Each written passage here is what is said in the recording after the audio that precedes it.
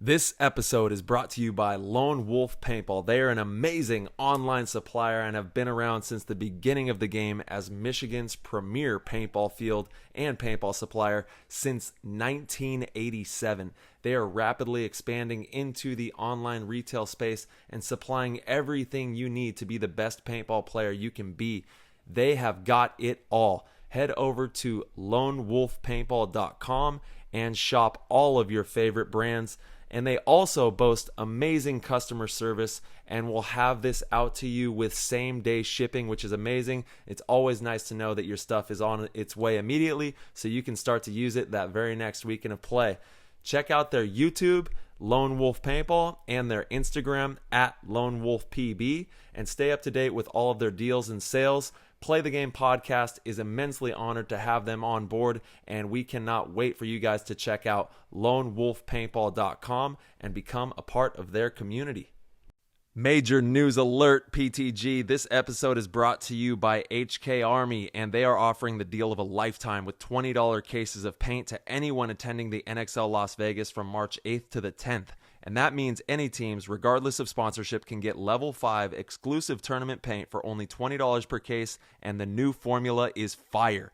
HK Army is doing what they can to make paintballs more cost-effective for you in Las Vegas, and all you got to do is hit up my boy, Chad Yaya Boucher, who is the new sponsorship coordinator for HK Army, to reserve your paint today. Email him right now at chad@hkarmy.com. That's CHAD at hkarmy.com to let him know you want $20 cases of paint at NXL Las Vegas. Once again, that is Chad at hkarmy.com. And do not wait. Reserve your paint right now before it's gone. Let's go, PTG Nation.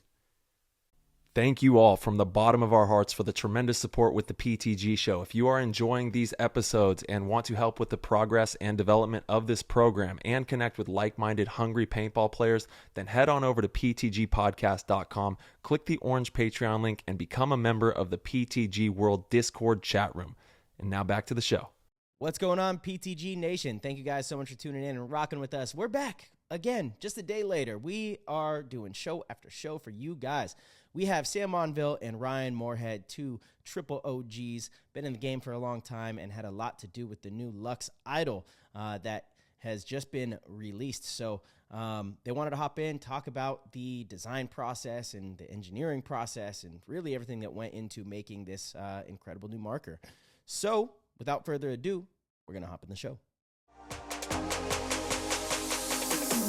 That was an insane inside move by Marcelo Margot. Great communication.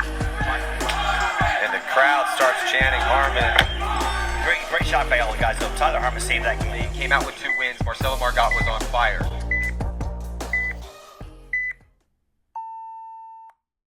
Welcome, PTG Nation. We've got Sam Monville and Ryan Moorhead, my brothers. Shout out to Houston Heat. We're coming in hot for the 2024 season, and my boys are working hard. They've been crushing it with the Idol that just dropped, and I'm sure everybody's buzzing about that. Can't wait to shoot it. Yeah, Ryan's got one right there for everyone on the YouTube. So how you boys doing? Talk to me. Oh, they both got them. Look at these guys, bro. Dude, I am like so outnumbered here. It's got to be a part of you, dude. You always handle this thing. Let's go, baby. We're just gonna have to, keep this on deck every now and then. Marcelo's got his gun. He's got the whip out now too. He's ready. Dude, I like it. He was getting ready. I thought he was gonna start grabbing it from the bottom. The old, I was ready to teacup. Let's go. Dude, we had Todd on here, the teacup master, actually, and we were talking about that. He didn't like that. He didn't. Yeah, no. He didn't like the nickname, his old nicknames. He didn't like the teacup. I was like, bro, that's not a, it's not a diss. You're the man. I thought he did it the best. It used to be Travis Lemansky and Ted Man. Oh, he used to teacup so hard. Yeah. Like he had and it was a particular form to it too. Guaranteed kill off the break too. Yeah. But once he went to a knee, it was teacupping time. Off the break, it wasn't starting that way, G1. Yeah, dude. And honestly, they were so damn good with it too, which is crazy because they would catch you lacking if you were slipping, and they would get you with the teacup. They would hand you one. Just here you go, have one of these. Teacup time.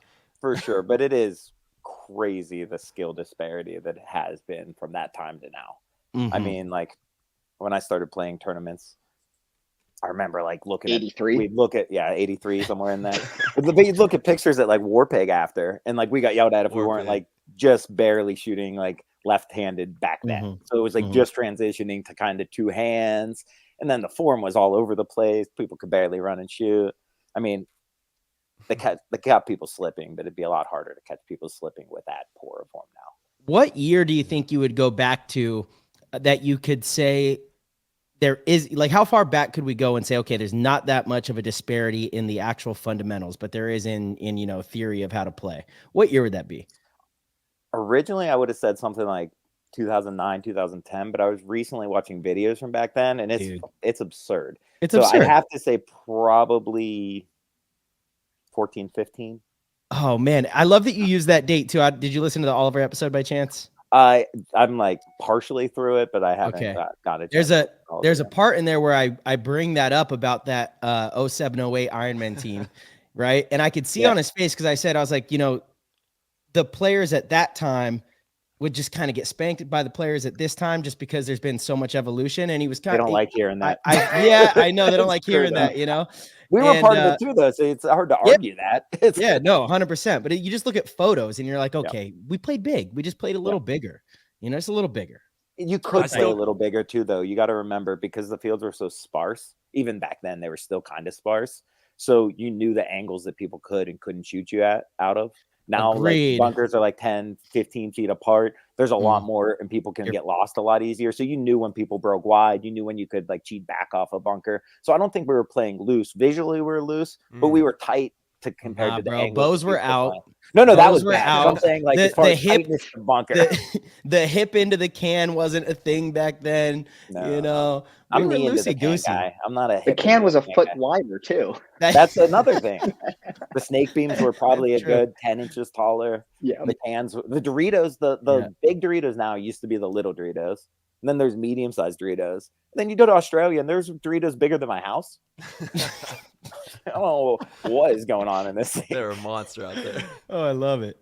Yeah. Dude. The game's evolved. Like, I feel like you watch other sports. Like, you wouldn't say that for football or basketball, I don't think. You know, you wouldn't say just 10 years ago there's that much of a skill gap. I think you even look at, like, Jordan is just as fundamentally sound as Kobe was and as LeBron is. You know, I don't think there's... Basketball, yes. I think football, you look at, like, a change from, like, the 70s to the 90s.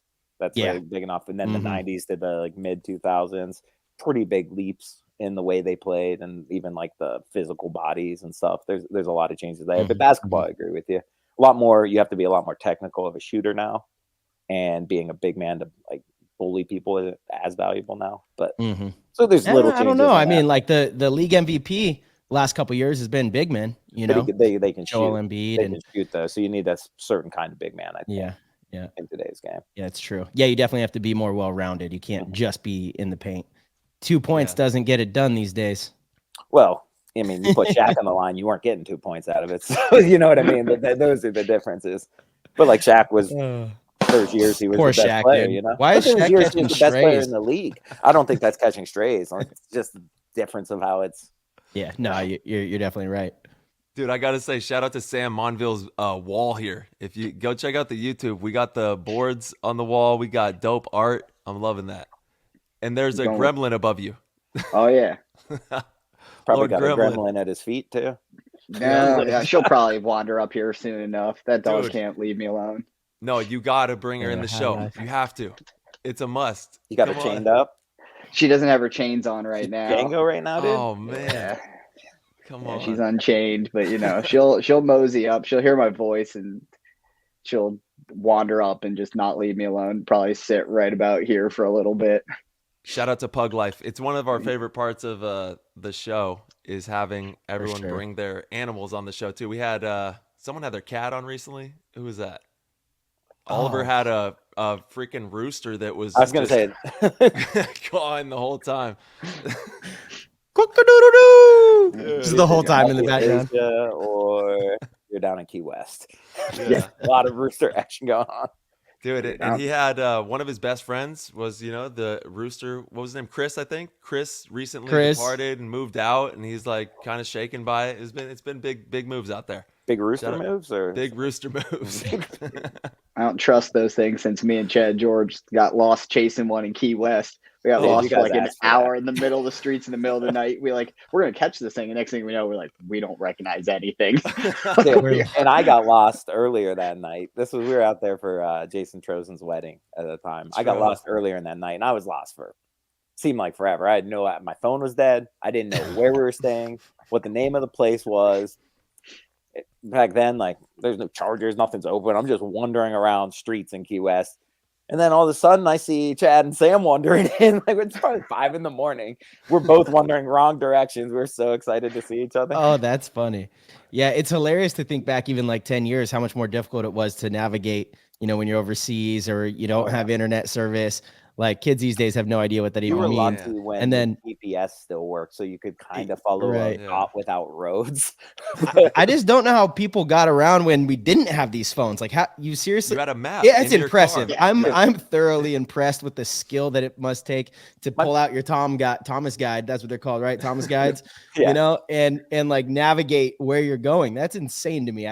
No thanks. My parents are a little older, and like my dad will still ask me, like, if I'm going somewhere, he's like, "Oh, did you take this road and this road and this road?" I was like, I don't know. I just, go whichever way it doesn't have traffic that my phone tells me. I don't really have to pay attention anymore. I remember, like, before we'd go on vacation, though, if it was a road trip, he'd like have like an atlas out. He'd be like drawing like the lines, which ways, the other options.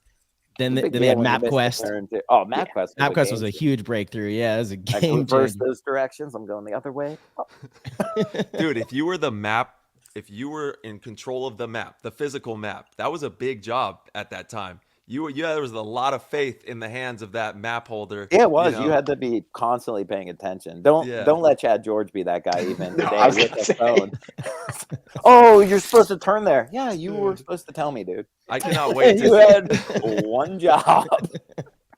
Oh man, it does seem like it's been like the longest off season ever. I cannot wait to see you guys. I'm excited for 2024 paintball to kick off here. And you guys have been working your asses off on this idol. I want to jump right into it because there is really a lot to unpack on the gun and the journey from the beginning of the Lux, the TM40, and I want to kind of start from when you guys first entered into the company and then navigate into what you guys have created, because you guys had a huge hand in building this amazing marker. And I can safely say that it's amazing because I was shooting it this weekend. I was shooting it last week. We had a scrimmage out here in AZ at Battle Zone with like Dalton. We had A-Rod. We had some of the homies out there running around against the semi-pro crew. They're getting ready for Vegas as well. And I was able to test it, and this thing shoots phenomenal, dude. I mean, I'm thoroughly impressed with the shot and the way that it feels in the hand, the ergonomics, everything about it just feels great. The shot as well, it's like a marry between, like you guys were saying, like the ice and the 40. But I think the bolt is also a little bit longer, if I'm not mistaken. Is that right? Or a component of it? The bolt itself is longer. It has like an 80 thousandths of an inch more stroke, which doesn't sound like a lot, but when you're talking about pneumatics and stuff, the smallest little changes in an O-ring groove for compression or for if you want the O-ring to kind of slide in there, the stroke of the bolt, the way the air releases on it, all those little minute details like are underappreciated, because I could take something and have two versions that look identical, and one shoots like trash and one's like the best thing you ever shot. And it's with those minor details that you pay attention to. So like, when we're prototyping stuff, we're rapid prototyping. I'll try, like 30 different bolts, talk to people, come up with ideas of how we want to try something different, just brainstorm. And, you come up with ideas kind of organically that we can instantly test and put into motion. I can shoot it. If I like something, I'll call Sam down. He'll put his hands on it, give input like, oh yeah, I like this. But if it was a little more like this, we'd like it more. So then you think about it, you think about what you can change on it to get that like desired result. So a lot of things, like, I guess I've been like, to go back to your question, like me and Sam have both been involved in the company in some shape or form for a very long time. What year was it that both of you guys both joined at the same time? Is that right? No. So it's hard because I've gone on and off working for this company, really. If you include like, Smart Parts, the DLX, like the conglomerate of companies and products that we've made. It was actually my first job. I started working there when I was 15, before the company went bankrupt and reorganized. That's crazy. At the end of 2009, 2010, I quit working there for a while. But before that, I was like managing a tech department with like 15 techs in it and stuff like that. Yeah. And Sam came in he got on Philly first, right? And then you started working No, at. Tim gave me the job at the. He That's goes, what I mean. You were "What are working you at the doing?" field, then kind Yeah, of playing on Philly. yeah, that was right around late 2006, maybe early 2007, somewhere in there. I got in Philly in 2008. Yep. I So remember there was that like, squad. and so we were involved in the company for a long time. Now with heat and stuff, and I moved away from the company for a while, so I would go in and help them like prototype things or to test things when you wanted a different viewpoint on things. But like I would only come in like a couple days here or there, or a week if I was needed. But really, I wasn't working there for like probably a 5-year period or so. And I just started going back in about 2 years ago and really diving down into the projects again, like every day. Yeah. No, I know whenever we go to practice, you always have some new thing that you're testing and improvement that you're trying to make to the marker. And you guys are just so hungry for this gun to shoot the best it possibly can. And it's inspiring, honestly, when you have someone that's creating something for the public and to see the care and effort that goes into every single decision that you guys make has been fun to watch this whole entire journey. Yeah, and we'll like prototype parts in our pro team guns, like a piece here, a piece there, one piece at a time before we get the whole bolt kits, so we can fine tune individual pieces, put them all on together into like one perfectly working unit. So a lot's involved in it, but really it's like it's a passion project as much as anything, because lucky enough to be good at paintball. I have some of my best friends be good at paintball, be able to make a living playing paintball. So I don't have to force myself into working somewhere where I don't want to work. So I can put the time and energy into, not only something that I've always done since I was a kid, but also something that like tangibly benefits me. Because the better I make it Absolutely. shoot, like people will be like, why didn't you do this and this and this? Like I make a gun that I'd want to shoot. And I trust that a gun that I would want to shoot. And I've been playing for, paintball since 97 and professionally going into, I don't know, 21, 22 years, somewhere in there. Like, been playing long enough where I think I know what's right. So if I make something that feels good and shoots good for me, I'm always going to want to keep making that better. Yeah. Go ahead, March. No, I was going to, I love that. I think companies that really put a lot of faith into the pro players with research and development and, building these products, they're doing really well right now. Obviously that's the concept with the Force and what I was pumped when those guys bought that from Bob Long and developed themselves. Totally. Like now it's it's another group of people that have their hands in the dough, that care about the projects, that it, like I said, tangibly affects their outcomes. So you want everything to be performing at the best. And then honestly, like I want to see other companies succeed. It goes back to like we always talk about paintball. It's growing the pie. It's not trying to cannibalize a small piece of it, right? So the more competition internally, then everyone pushes each other to be better. You can borrow some ideas from this company that might not have looked at something this way and make it better. They can do the same from you, and you just push each other to keep growing and growing. I mean, it's like and you're not gonna cut corners to save cost, because again, you have to compete with this thing. You're gonna do whatever you can to put out the absolute best product. And even outside of that, there was, I would say, a period in paintball where companies were okay cutting corners for like mid-level guns and entry-level guns, not only high-end guns, but definitely for those other ranges. And now that's kind of going away. I mean, the gaps in those is kind of shrinking, because like now mid-level guns need to have these things or people won't even consider them. Entry-level guns need to have things that before were reserved for high-level guns. And it's kind of the same as paintball in general, because our skill levels have also shruncated between divisional and pro play. So like all those little details get shruncated, but the minute things that you can change are still an improvement,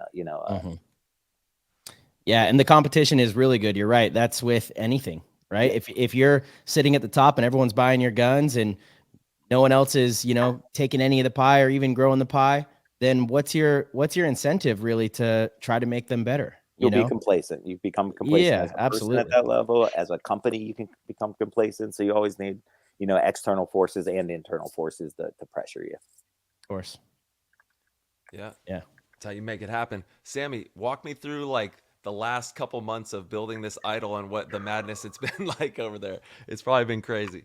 it's been all over the place. And like Ryan said, he's down there doing a lot of R&D. And so there's times where I'm like, you just see guys from whether it be engineers or Ryan stuff, it just kind of, you'll be like, you based off body language. You're like, nah, I'll wait a little while to see how that's going, or come back. And there was a period where Ryan was like, yeah, this is going well. And then, one day he, kind of came up, was like, I got something.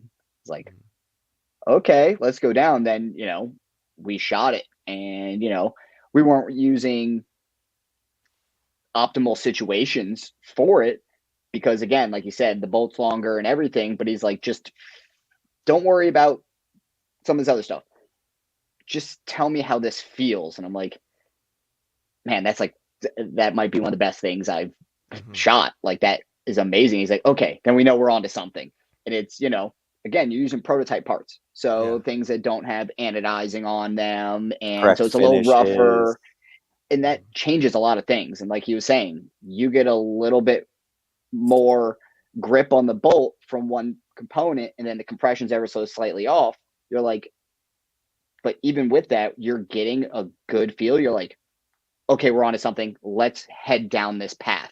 And just watching that, and then coming down, being like, like there were certain things that they were looking at doing. And I mean, thank God for Ryan and his stubbornness, because he would just look at them and be like, no, you have to go after it like this. Like, I'm just telling you, as I've been doing this a long time, like, I'm telling you from the top end and from a player's outlook, this will change a lot of the feel of the gun in my hand. So when I'm playing, this is a big thing that I want to feel. And having that internally of, me and Ryan being there, and then Adam still plays the 10-mans. Hans, one of our lead guys, still plays the 10-mans, and they go, and there are times where like, come on guys, and it's going to take an extra little bit of time, but it's like, understand, we aren't doing this to be hard-headed and like extend a process. We firmly believe that this will make a better product, and for the player, the experience, the feel, it's, we're talking about guns that are almost $2,000 a piece nowadays at the top end. It should feel premium like that. And we want to take the extra time for those little pieces, those little things. And, there was one of the stupidest things where Ryan was like, hey, I got some exciting news for you. And it was something small. But now I've been playing since around 2003. I hadn't seen a company do. And it's something as dumb as like the thumb wheel on the feed neck being black. A standard screw that all players were always like, man, if my gun was just all black. Yeah. It's like the guys at the top don't want to hear an extra added process on something small. But from a player's perspective, the fact that we can actually affect the outcome on these things, Details. It's fun to watch. And it's like, there's times where we're like, oh, man, but I will we're really getting pushback, but it's really enjoyable to watch, and now feel it in my hands. I'm like, oh man, all these suggestions are coming to light, and like I have a tangible product in front of me, knowing what all has gone into it. Yeah. Well, I'm shooting the product, and the product shoots damn good. It's crazy. To touch on what Sam's saying, it's not like, and I'm sure all companies are like this, but when you get pushback, it's not because they think you're necessarily wrong or this, but anytime you're engineering something, you're designing something, you have time frames that you have to meet. And it's not the only product you're working with, but you have a set number of engineers, you have a set number of designers, and you have to spread yourself across multiple projects doing multiple things. So it's always a push and pull of what is worth our effort and what doesn't actually matter. So there's things that I let slide where I'd prefer it a little bit better one way, but there's not a right or wrong answer necessarily to those things. But then if something ever comes to it where I think it's like a definite yes or that's right or not, like I think we have our thumbs on the market pretty well over the course of our lives. So there's times where I'm just like, absolutely not, it has to be like this. And then because they respect us enough, they'll listen to our pushback there, because we don't use it every time, right? Like if you try to do that every time, and you're only happy if it's your idea that's getting used and not someone else's, then no one will ever trust you. So this isn't necessarily about our company, but this is just in life, but it's just a little tidbit to give people. Like, don't expect someone to always respect and listen to your opinion if you don't do the same to theirs. listen to the reasonings behind opinions, and try to come up with the best solution within that framework, right? Absolutely. But there's never like a right or wrong way to do something. But there are certain situations where you're like, no, this needs to be done this way, or the end result has to be this way. It doesn't have to be done this way, but we have to make sure that the end result is this. So let's figure out the best way to get there. Yeah, absolutely. Can you kind of walk the listeners through exactly what the updates are or any modifications that have been done in the newest iteration here with the Idol as opposed to the TM40 and kind of the comparisons between those two? I don't want to go through like a huge walkthrough of like all the changes and stuff because people do reviews, breakdowns. We'll have all that or like information up on our website. Yeah.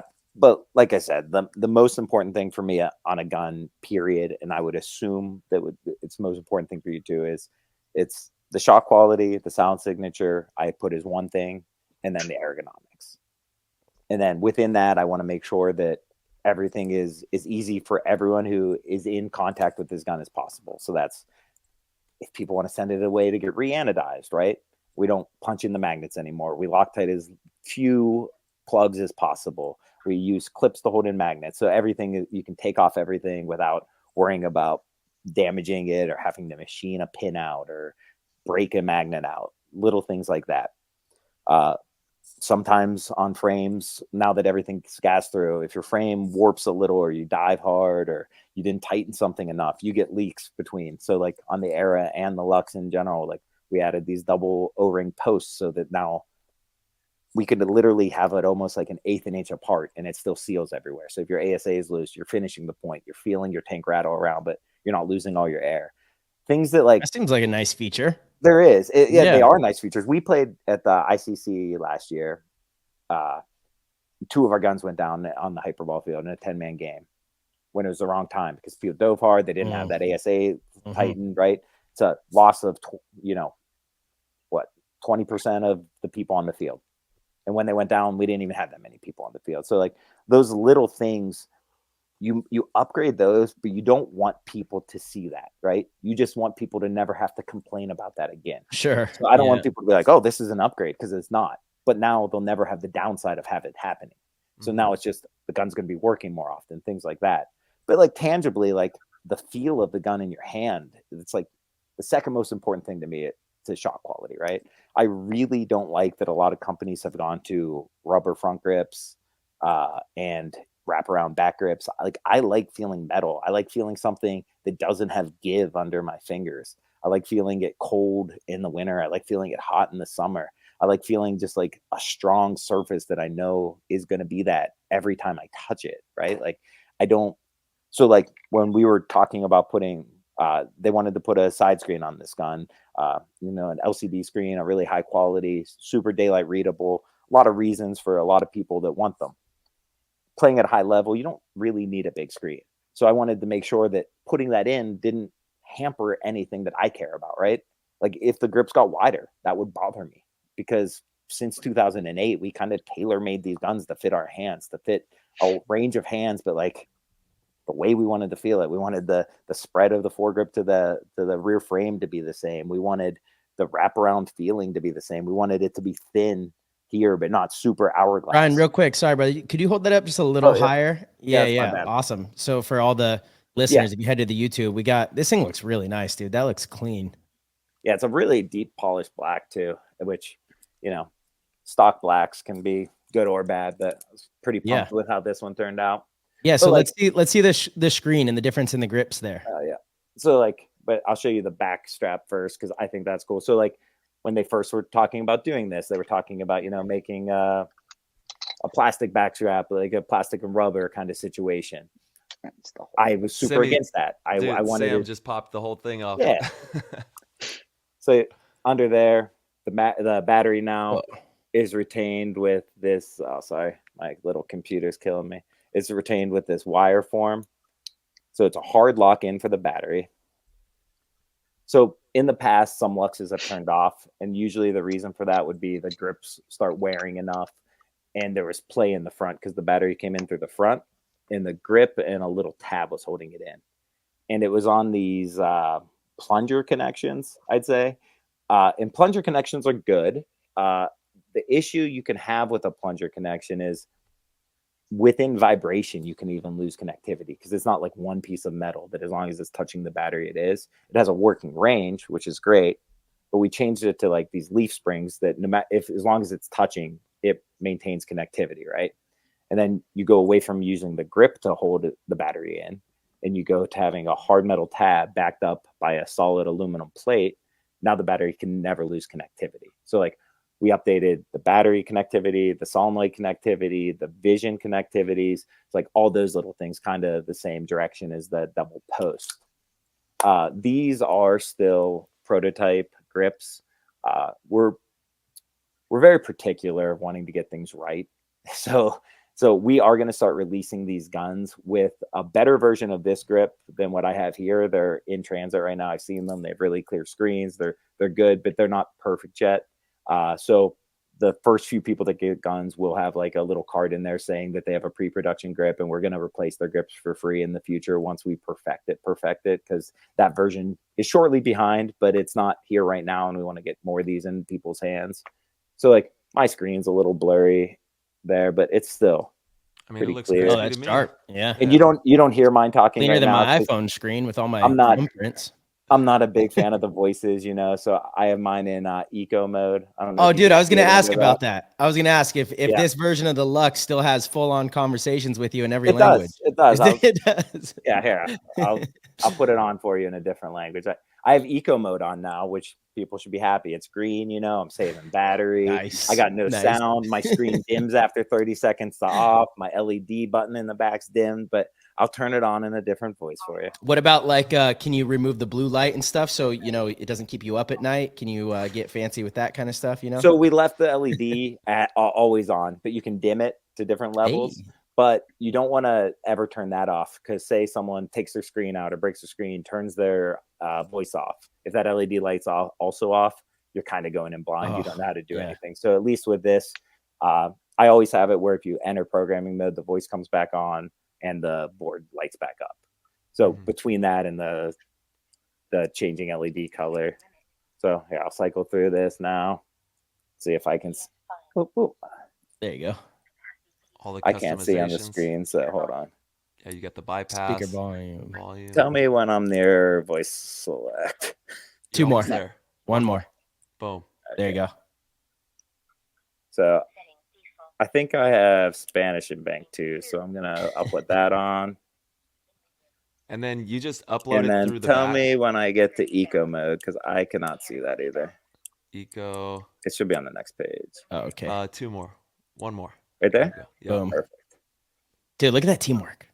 Bam. So now I'll turn it off, turn it back on. She should be talking to me in Spanish. The screen looks crispy, dude. This thing looks great. It will look better because the screen cover is just a tad blurry here. Yeah. But the way it feels, man, the system, the way it's running, she's shooting. Oh, sorry. My speakers are on. That's why you can't. We could hear it still, though, actually. Yeah. Okay. But yeah, it's super customizable. Yeah. You'll be able to do your own voice banks and stuff as normal, but also like it's customizable in the fact that you can turn all that off if you want. So you can use the features you like. You can not use the features you like. But I just wanted a gun that felt really good in my hands, right? So like I said, the back frame was really important. And honestly, I really liked the way the old Luxes felt. I thought that I thought it was super premium. And now when I hold this, now that the grips are flush mount into the back, your hand touches more metal. There's no screen in the back. I'm like, I grabbed this like for the first time when I started prototyping, and I was like, oh man, this is so much nicer. It makes like other guns kind of feel low end to me. And if you saw Ryan's prototyping for the grips, you'd be blown away. Like a G-string. No, he was making them by hand. Oh, shit. So I took the nice. same like molding clay that they use to like design cars and stuff like that.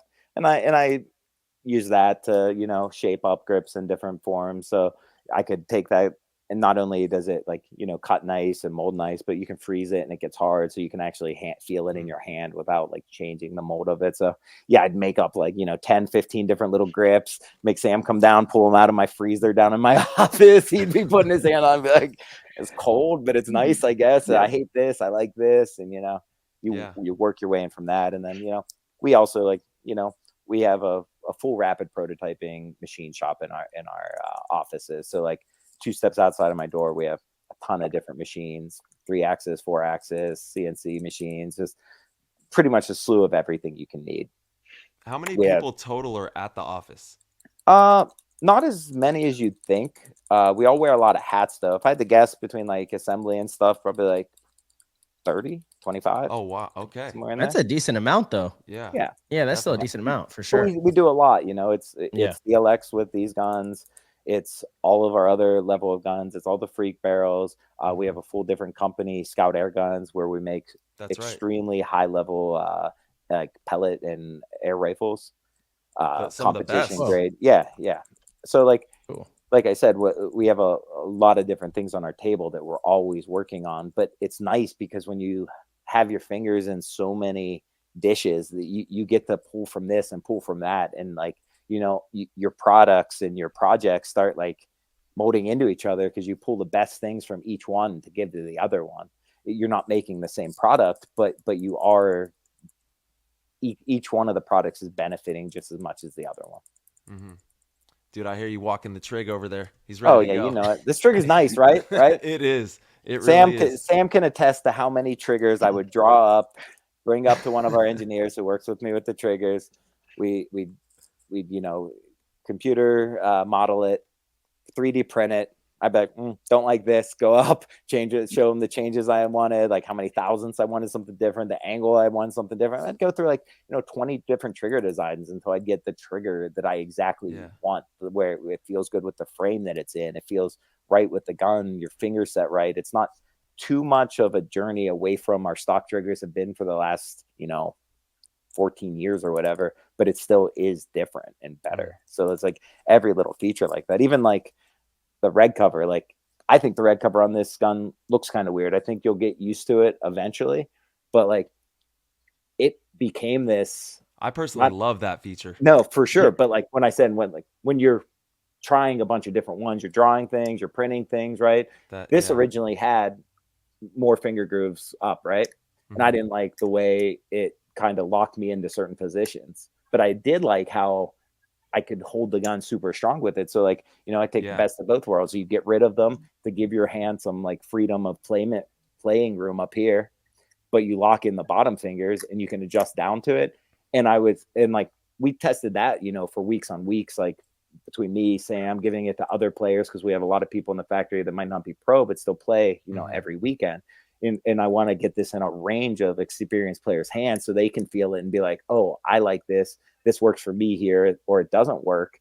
Because when you do something like it's something simple, but that's also something very different than anyone's done. So like something like that can be hated really fast. So you have to make sure that it's going to work across the board, or else like you made a failure, because every risk you take when you're designing something is a risk. It's easier to stay. Of course. It's easier to not do something and keep something the same.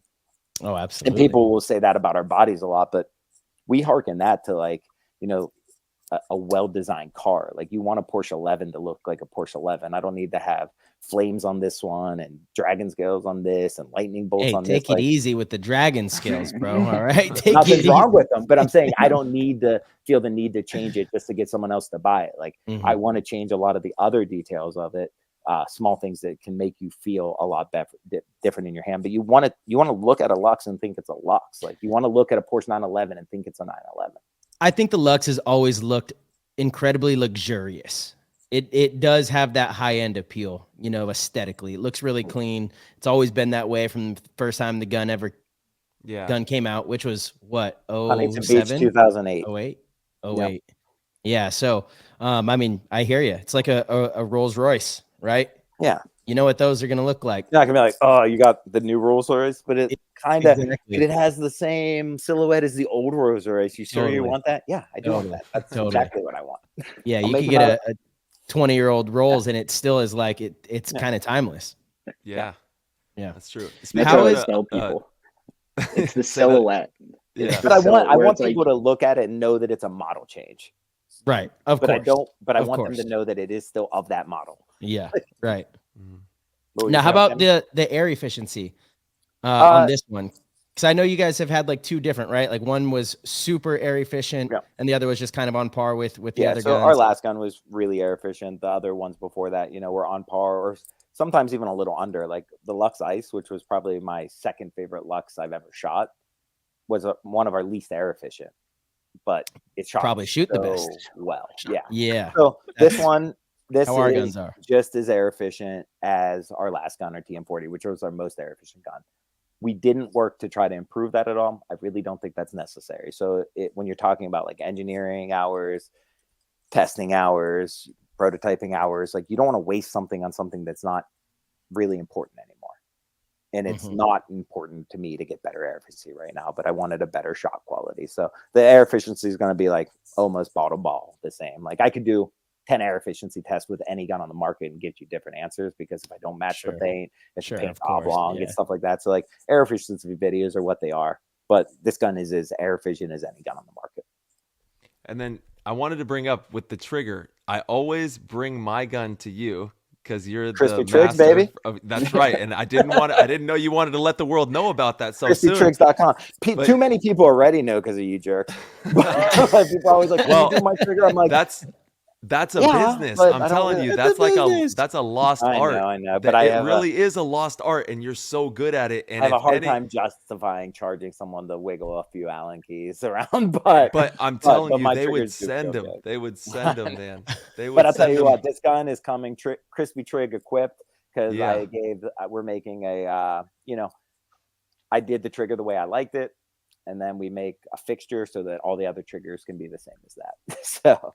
All right, sound off in the comments if you want Ryan to start the trigger business. CrispyTrigs.com. If you send me your guns, I will charge you an absorbent amount and do your trigger, yes. But I will not be doing every gun that comes out of the factory. That's a fact.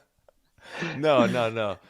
Yeah, that's the way. You just got to charge a premium. Be like, hey, I really don't want to do this, but if you guys insist, when you're good, you're good. When you're good, you're good. I don't know what to say, Yeah, that is funny. Adjusting triggers is a lost art. I don't remember if we were talking about it on the show, Tyler, or if I was just talking about it at the field this last weekend. I think it was at the field, but people don't do that anymore. I'll pick up the kids' guns and they're right out of the box and they're like sloppy, and I'm like, it's crazy too, because the activation is like right in the middle of the thing. Ooh, I like that. That's my spot. Oh, it's so spongy. No, it's got to be at the front. No.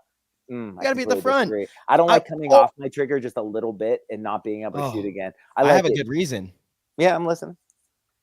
Dude, when it's at the front, as soon as you're ready to pull the trigger, your ball comes out. Even that like little bit of wiggle. Your first is a ball. delay. Your first ball. Yeah. So your second ball is one of the most important. Yeah. Especially for you, you're an attacker. You're a sneaky slimy attacker. You get up in spots. I don't. Slimy attacker. Little salamander. I didn't mean that in a negative way. I just mean you wiggle around, you find a way into.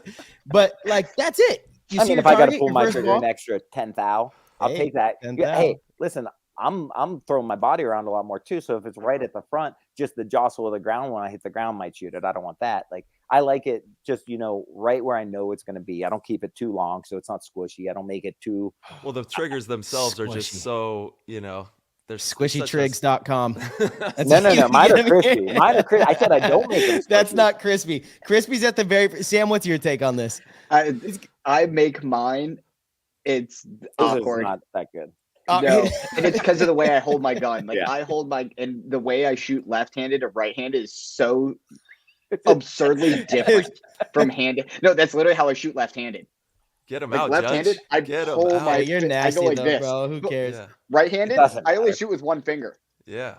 I'll tell you this, Marcelo. Like it's such an awkward. My gun just rests right here. Like I just pull it into me with my front hand, and I literally just play like this. Baby. And I just go like this. Marcel, I'll tell you this. You want to make fun of me, but go back and watch footage of I'm not making fun of you, bro. I've lost 2-on-1s to you in the finals. I'm in overtime. I'm not making fun of Sam. The Russians in 2019 lost 5-2 to me and Sam in the finals. When Sam's on the field, there's a chance. 1 point. Yeah. Better believe it. That's my dog. Everyone acted like it was a 2-on-1 with me and Sam versus Golov, but that was a 5-on-2 right before that. So don't you be coming at us like that. Dude, paintball's the best. No, but I'll tell you what, Marcelo, for real. Feel my trigger in Vegas. You don't need to agree to it now. I'll feel But your on the trigger. show, I'll feel your trigger. will you tell the people that you're wrong?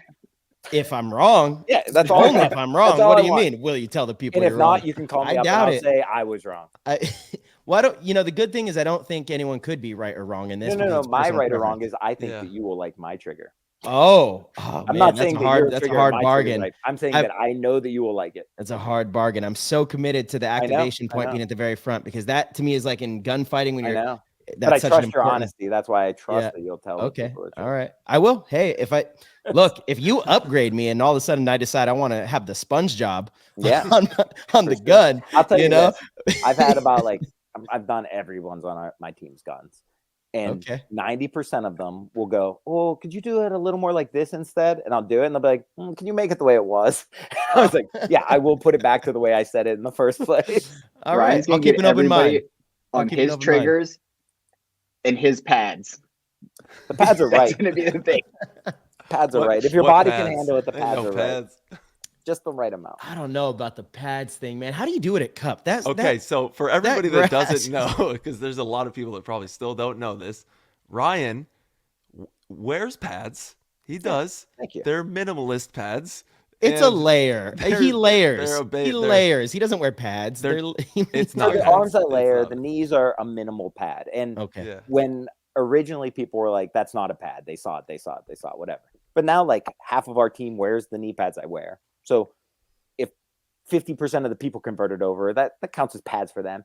And old man Greenspan on your team's using them after making fun of me for like 10 Are these the years about McDavid them. like volleyball kind of? They're not volleyball. They're Mizuno baseball sliders. So you got to buy them one at a time because they're only for one knee. They're a nice woven mesh. They're super thin and they don't really have enough padding, but it's just in the right spots that it can kind of help out. Just Sheesh. it I is swear pretty by much him. killer. But like even Ryan's like, because he forgot his pads once. I was like, "Hey, I have extra There you because I can go. have like 6 pairs in my bag." He's like, Tried "These aren't these. gonna help." He wears them now. I told him he had to make a post. I think he Sold. wears pro. I think he wears pro DNA pads only. I 'cause don't they're think super that thin. he does actually. He Sold. probably does for the elbows, and he probably does for hard ground. But he's I don't know, that's all Ryan, I've seen. I've only seen pro DNA he's Ryan pads. Moorhead's sponsor. On it. He's Ryan. When you see those Mizunos get pulled out, know that those are me. Oh, And you guys have man. honestly started winning more once he started wearing them. You heard it here Squishy first. trigs, squishy trigs. Before you and, know it, and the Marcelo's gonna have your trigger job too. Watch. Yeah. But the knees, like I said, that is just because like those hold like my tendons and stuff together. I've been hard on my knees over the years. So like that just keeps them from feeling wiggly and kind of jostly. And they have just enough padding. I don't mind a bruise here or there. I don't mind a brush burn. You can deal with that. But I honestly see that's torn cartilage though. That's torn cartilage. It can be. You're slamming your knee. No, but that's what I was trying to explain. I that's what my like reasoning kind of to go away from it because my knees felt better running. Period. Like right, like I just felt faster. They felt more solid together, and I went away from regular knee pads because like my paintball knee pad caught in gunky ground and my knee rolled inside of it, and I kind of messed my knee up pretty bad. So I wanted to go away from that. So I was like, I can deal with a bruise, I can deal with a brush burn, whatever. And I went to these, and I get way less bruises and way less brush burns because they contort to my body. And I slide weird though, so like it's definitely not for everyone. But I do a lot of like hip baseball slides and stuff like that more so than like. Well, you know what's interesting too? That's kind of like having less padding might subconsciously make you slide a little safer or like a little you're a little more aware of it. It's like football, the pads actually make it worse. Turf and I just send it and I go, oh my God, that hurts so bad. When you like get it, Jesus. No, when you dog leg and like sometimes you cut over and you hit the MCL, the side of your knee where you know your quad connects to that. Sometimes that's a sore spot. Oh, my boy thrives in the pain though. He like. Oh my God, he's the working man, dude. But I will say the elbow pads is a benefit. I don't care what anyone says. If you can deal with having no arm pads on, it is so much better. You are exposing at least an inch and a half less every snapshot. It's just not there. Actually, the winner of the 1v1, because he's not diving, and he was right to do that. Right. It's smart. Like he won. Better, and he didn't have him. Yeah, he was right. Like it's better, and he did it because he wasn't diving. But that's why I wear just like a little sleeve there. That's not. He wore nothing. He wore a t-shirt with nothing. No, but he did it because he was getting shot because of what you're talking about. That was exactly. But the I'm saying reason he was okay. Why he with was like, I'm done with these. Diving. Yeah, 100%. It's better. I mean, even our jerseys and pants went away from that. Yeah. Well, that's one thing I love about the HK jerseys that we rock is I actually like twist mine. So I'll have it super tight and then I'll twist it to get all the edge off. So when I'm snapping, there's no like loose edge. I'm like twisting it tight. I hate compression tops because it like makes me feel too constricted, like I can't breathe. But what about compression arms, regular jersey body? Ah, interesting. Compression arm. Sammy said crop top. We can't Zeke it, dude. I feel like until we're not wearing jerseys, like the arm pads are so slim now. They're so slim. My arm pads are honestly like as well. And the Pro DNA. Like I know it's all the arm pads you guys are talking about. I see them all the time, and I guarantee you that mine are not exposed when I gunfight. That's actually not even a part of my arm that's exposed. But you are right. Like, you're not really, I mean, knock on wood, you're not really going to injure anything too serious. That's just like scrapes and stuff like that. And there's probably a little more freedom. About it. Now, how do you explain the no socks? I wear socks now if I'm playing on turf because I like short shoes. So like you will tear up the ball of your dude. Your foot got worked that one practice when it was wet, dude. Yeah, I didn't bring socks. It was a poor choice. I'm feeling like I don't know about all this. It lets him know he's alive. Just as long as your skin isn't touching the turf, you're normally okay. But especially on a hot. If you're out at X Factor in the middle of summer. That's one time I wish I had pads. We were down at our field, Wasteland Paintball Park in Houston. At Cut and Shoot, Texas.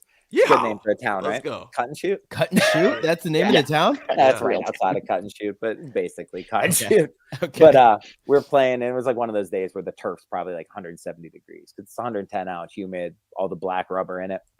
And I was playing the snake towards the end of the day, and I put my elbow down on it, and I could feel my skin searing. It was like, psst. I was like, okay, now I wish I had pads on. That's the only time. So if you're on top of a frying pan, pad it up. I just don't think I've ever wished that I didn't have my pads. That's how I was too. So I've been playing. I played with pads for years. That's fair. When I started, I didn't have pads. I was sliding around on the dirt, but I was also like 10 years old and did not care. Vegas 2001 was the first time I ever wore elbow pads. We went there. We were playing in like a desert, and it was like the ground was like cracking. There was like jagged rocks sticking up in all the bunkers. It was like the year that they had like those dust devils come through and break all the wood they used to put in the fields down. You'd see like whole fields go flying away. I saw a stake from one of the giant tents almost impale this woman. Oh no. Bad year. First year I started wearing pads, and I was so happy I did. I was like, I started wearing pads because I was like, I might break my elbow if I play on this without pads. And then I kept wearing pads for 10 years for some reason. I was like, I don't need these things. I needed it one time. I just remember always playing the Boston MPPL and being like, 2 pairs of pads. That's happening. I'm on concrete with carpet that they painted green where the holes are. Some of the 7-mans are double pad up. Even like the World Cups at Disney, like I miss it because Disney was cool to have a World Cup at. Yeah. But they used to spray paint like metal grates sometimes for drainage that you'd play over. I was like, oh, what is this? We throw our bodies around more than any other sport for not having like regulated playing surfaces. Oh, totally, dude. For sure. And there was a Chicago event. I thought I blew my knee out before the finals.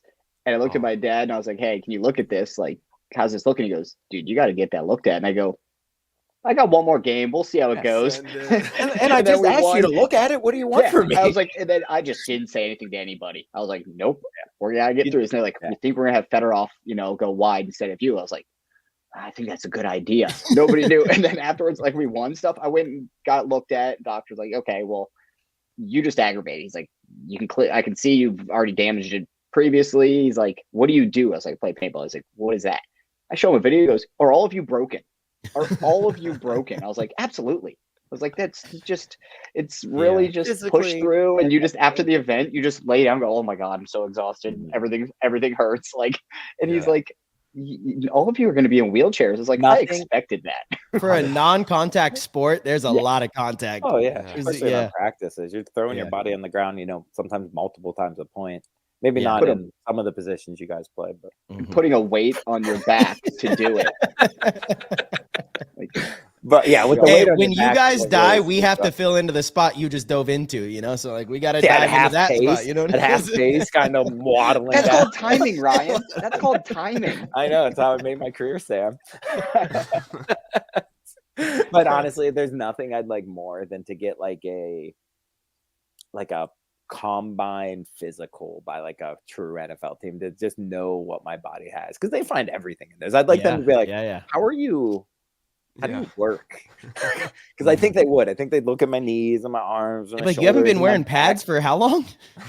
I'd be like, check one of these other but it's not the pads. My body is worn down a little, but it's because I've been playing front for 40 years.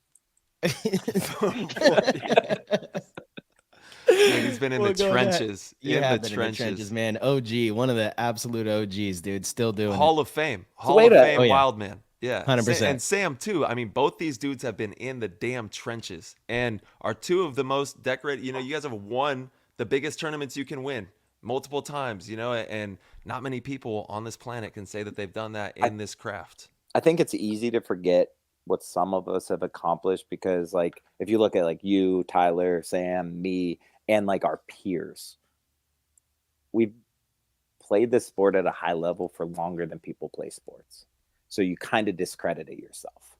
But like, I think there's a group of like 20 players, so you could honestly put up against anyone in the past, including, some of the best players in the past. Because if you look at their peaks and how long that they actually played pro for, comparatively, it's kind of crazy. It's crazy to have Tom Brady like careers with 19 other people at the same time. Yeah, I mean, the same group has been winning for like what feels like 15-ish years, 20 And years. obviously, you guys, for what you guys won the last 4, right? Yeah. Cups. Yeah. And we won the 2 before that. So literally, no team has won a World Cup in 7 years outside of our team. Well, That's then crazy. beyond that, before it was That's what, crazy. 2 by impact? Yeah.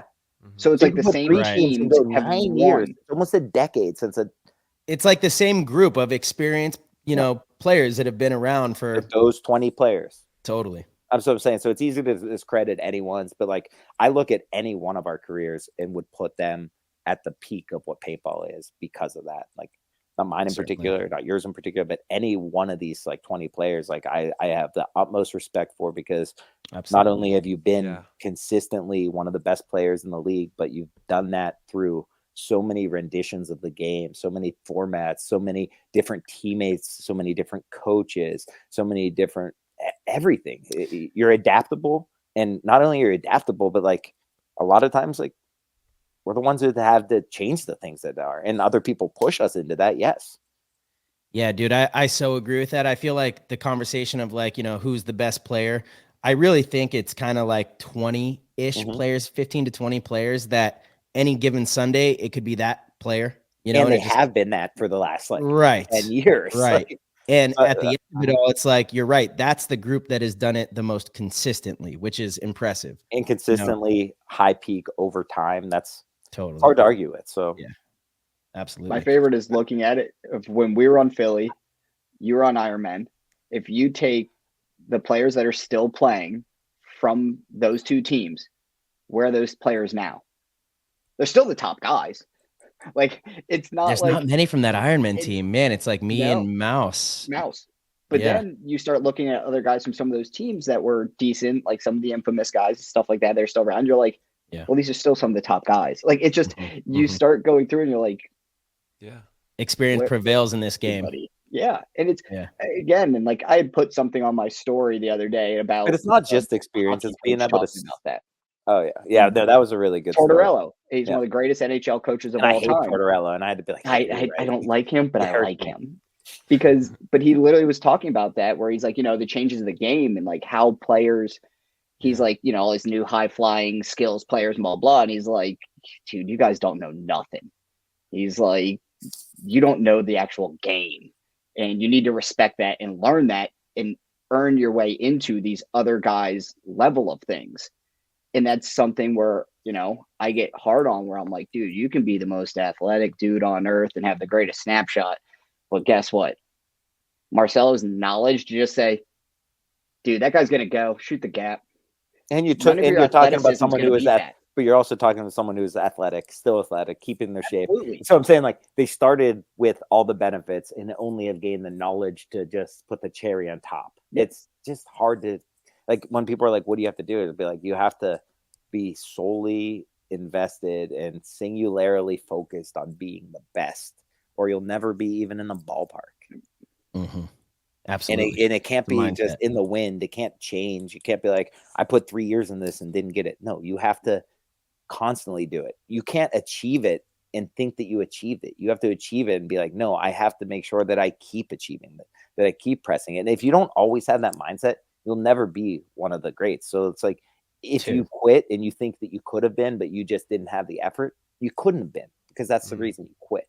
And I think of that in any sport, in anything in life, in any aspect. It's time, it's effort, and it's natural ability. It's the combination of those three things with, you know, getting the benefits of knowledge from people, you know, being able to push and pull from other people that are singularly focused, you know. I was just having a conversation with this kid that goes to my gym. His name's Benji. He's a stud basketball player. I thought it was a dog. He is a dog. He is a dog out there. And he was asking how long I'm going to play for if I, you know, feel like I might retire soon. And I've thought about that quite a bit lately. Not that I want to retire or anything, but that to me, that time will come when you truly feel or lack motivation to get better, right? Because that's what sports are. That's what the game is about, in my opinion. Like, when you really are, it's a challenge. It's a personal challenge. So if there's ever a season that I go into and I'm not actively trying to get better and that process isn't what I enjoy, then that's going to be the time that I retire. And it's twofold. You'll have that, and then you'll quit caring about results as much. Yeah. And those are two sides of the same coin. And that's when it's time to be done. It's not when you're not good enough to play. Because I respect someone who plays past their prime if they still like it and are trying and are working towards it. I respect that. I don't think less of their legacy for someone like that. But I also don't mind someone who goes out at the top of their game. But what's important is, like, you quit when you want to quit, when you don't care about it anymore. But if you still care and you still want to put in the effort, do it. Yeah. Surprise people. Because I don't think there's limits. Limits are what people put on things, you know? Totally agree. Hey, I want to jump back to we were talking about our sport and kind of rule changes popped into my mind because I saw a clip the other day. I feel like I might know what you're going to say. Hopefully I'm not too new age with this concept, but it was a clip of somebody jumping over a snake beam, and like, it was almost disastrous the way they landed on the other player, like landing on their neck. And obviously rules in sports don't ever get changed until, you know, something really bad happens. Do you think that maybe there's a good reason to have some foresight and say that you can't jump over beams to bunker people, or I guess you would just have to eliminate it altogether? I don't want to neuter things down to that point. I think I wish I was still wearing track cleats. We weren't allowed to do that because we were told we might pop bunkers, we might jump and land on someone and poke them, right? A couple pokes is going to kill someone. Like, yeah, it sucks. It's going to hurt. I mean, it could go pretty badly. Again, someone's neck's exposed. For sure. I wore the anything could. Like, we drive every day. That's a risk. Course. I think there has to be some risk involved. Like, the chances of something happening are so slim that it's worth the risk. Like, the most of it happens most time you land on someone wrong. Like, they get hurt a little bit, you get hurt a little bit, but we are playing sports, and for what it's worth, paintball is like one of the safest sports tested over time. Like, the injuries we get are soft tissue. There's very few serious injuries, and we've done a good job taking care of that. So it's like, been involved a long time. People have been jumping over snakes a long time. I would hate to eliminate that, at least on a high level. I could entertain the idea of eliminating it on a lower level and saying, you know, Division 2 and below, you know, you can't be leaving both your feet. You can't jump over this bunker. But at a professional level, I think you have to trust people's, you know, body awareness, being able to protect themselves, also knowing when they can do something, when they can't do something. Like, it's just as dangerous to, you know, run and try to push that buzzer with 0 seconds left over the top when there used to be metal just sticking up back there. But like, if you have good body control and good body awareness and you know how to deal with those things, like, I don't think it's a huge issue at the top level. So I hate affecting people's ability to make like game breaking moves and like really those kind of moves that like Rocky jumping over the snake and push that like I was just that gonna made say, how what many would people Rocky fall say? in love What with would Rocky paintball, right? say? Like you take away that because the minuscule chance that it might happen on a lower level. I hate to see that personally, but I also think I should be grandfathered in and not have to wear a chin strap. So I mean, that's a certainly a great response, actually, and awesome perspective. And I agree. I do agree. It would be more for the lower divisional ranks, if anything. and I'd be fine with yeah. that because there can be always changes at a pro level Sure. of what's acceptable. You know, My thing is where like one of the things I get it, jumping over, landing on somebody, but it's like it's more dangerous how many times we run around a bunker to go bunker a guy. That guy might choose that side to run out. Sure. I mean, Sure. the Trevor Reeser Henry situation, like again, Trevor Reeser, but like we thought he broke my collarbone one time in Canada. Like his barrel and just our body weights went into my like collarbone, Dude, yeah. and my arm did not work. No, I it was my remember that. bicep. Sorry, they It was thought your I bicep. they thought I split my bicep in half. Then we It was went that or right a to Europe broken and arm. played. Yeah, Oh. and it was like my arm was just dead, and I had to go straight from Canada to Europe, and like it was. But he's I right. could Like a barely high lift it. impact like that is more possible than someone Mhm. jumping just because of the Mhm. way the fields are set up. All right. Like a Well, barrel you hitting can't your cross head. the 50 off the break. I'm thinking That's 5 foot crazy. rule. You got to surrender. Yeah, great. Well, that's not gonna jive well with your double points for the quick points. I know. I love that idea, man. I like where it did too. it go? And Where let's did it limit go? odds, and then we can go back to squishier guns, and then we have the Isaac- best of all the world. All right, so we're gonna have the Because if I don't have to SpongeBob have air trigger job. efficiency, I think we could make a gun that you don't even feel shooting. I Wait, don't know so- what this talk is because my trigger is right on the front. It's not like No, it's dead just like a little bit. It's back. right in there though. Yeah. Yeah. It's right Okay, there. you said middle. There's a difference between like. I like middle, but I will adjust Okay. people's the Okay. way if they like it. Obviously, Yeah, I'm not it's nice not and crisp. stuck in my ways. Definitely crisp. do you like? Uh-huh. Sorry, do you like a lot of play in the trigger? Is there a lot of swing, Not- or is it? Not much. I like Okay. a real like neutral amount. Like I'd say probably like front to back. That much. Okay, And you can spun. hit- and yeah. mine hits right He said there, okay. and then the rest is back. Yo, That's the trigger. actually, I want to swing back around and dive back into the like the idol. Is there any other like bits that you want to go over in regards to the idol, or anything that you want to mention or talk Like about? I said, anything. I didn't look at Discord today because if people have questions, we'll answer any questions. Yeah, we're gonna hop into those. Like obviously, like I said, everyone's done the reviews now. If we would have came on here before that, I would have broke all the different things that were Yeah. unique about it. But I don't think we need to kill a bunch of time talking about things that are going to be readily available. There are a lot of changes. Focused a lot with the bolt internals, especially. Can we dive into that actually? The Yeah, bolt. sure. Can you talk about how that all came about and like the developments that you made to Yeah. it? Yeah. So there's the Because this bolt is like internal. everybody was like, "Where's the bolt? I want to see the Yeah, bolt," yeah. and nobody's showing me the bolt. Leave it alone. So, a lot of that is too, like, we're prototyping things at different levels. We're changing a little piece here or there. So sometimes we have 80% of it. The last 20% is an unanodized piece because we might be changing something. Then we fine tune that in. Then we figure out a way to make something else a little better. So sometimes we're right up to the last minute of like, having fully anodized internals because we want to make sure that everything is as good as we can make it. And we're not going to show a bolt if it's, even anodized different colors. Like this is all, just like a gray. But if I had some of the prototypes were like red firing cans, blue firing cans, I'm not going to show that bolt, even though it might not have changed. Yeah, of course. But basically, that's the same. Mhm. All that has changed. The back piece and then the front's different here. Yeah. So this is, one piece. He's unscrewing it, showing the internals. That's the bolt guide with the stem.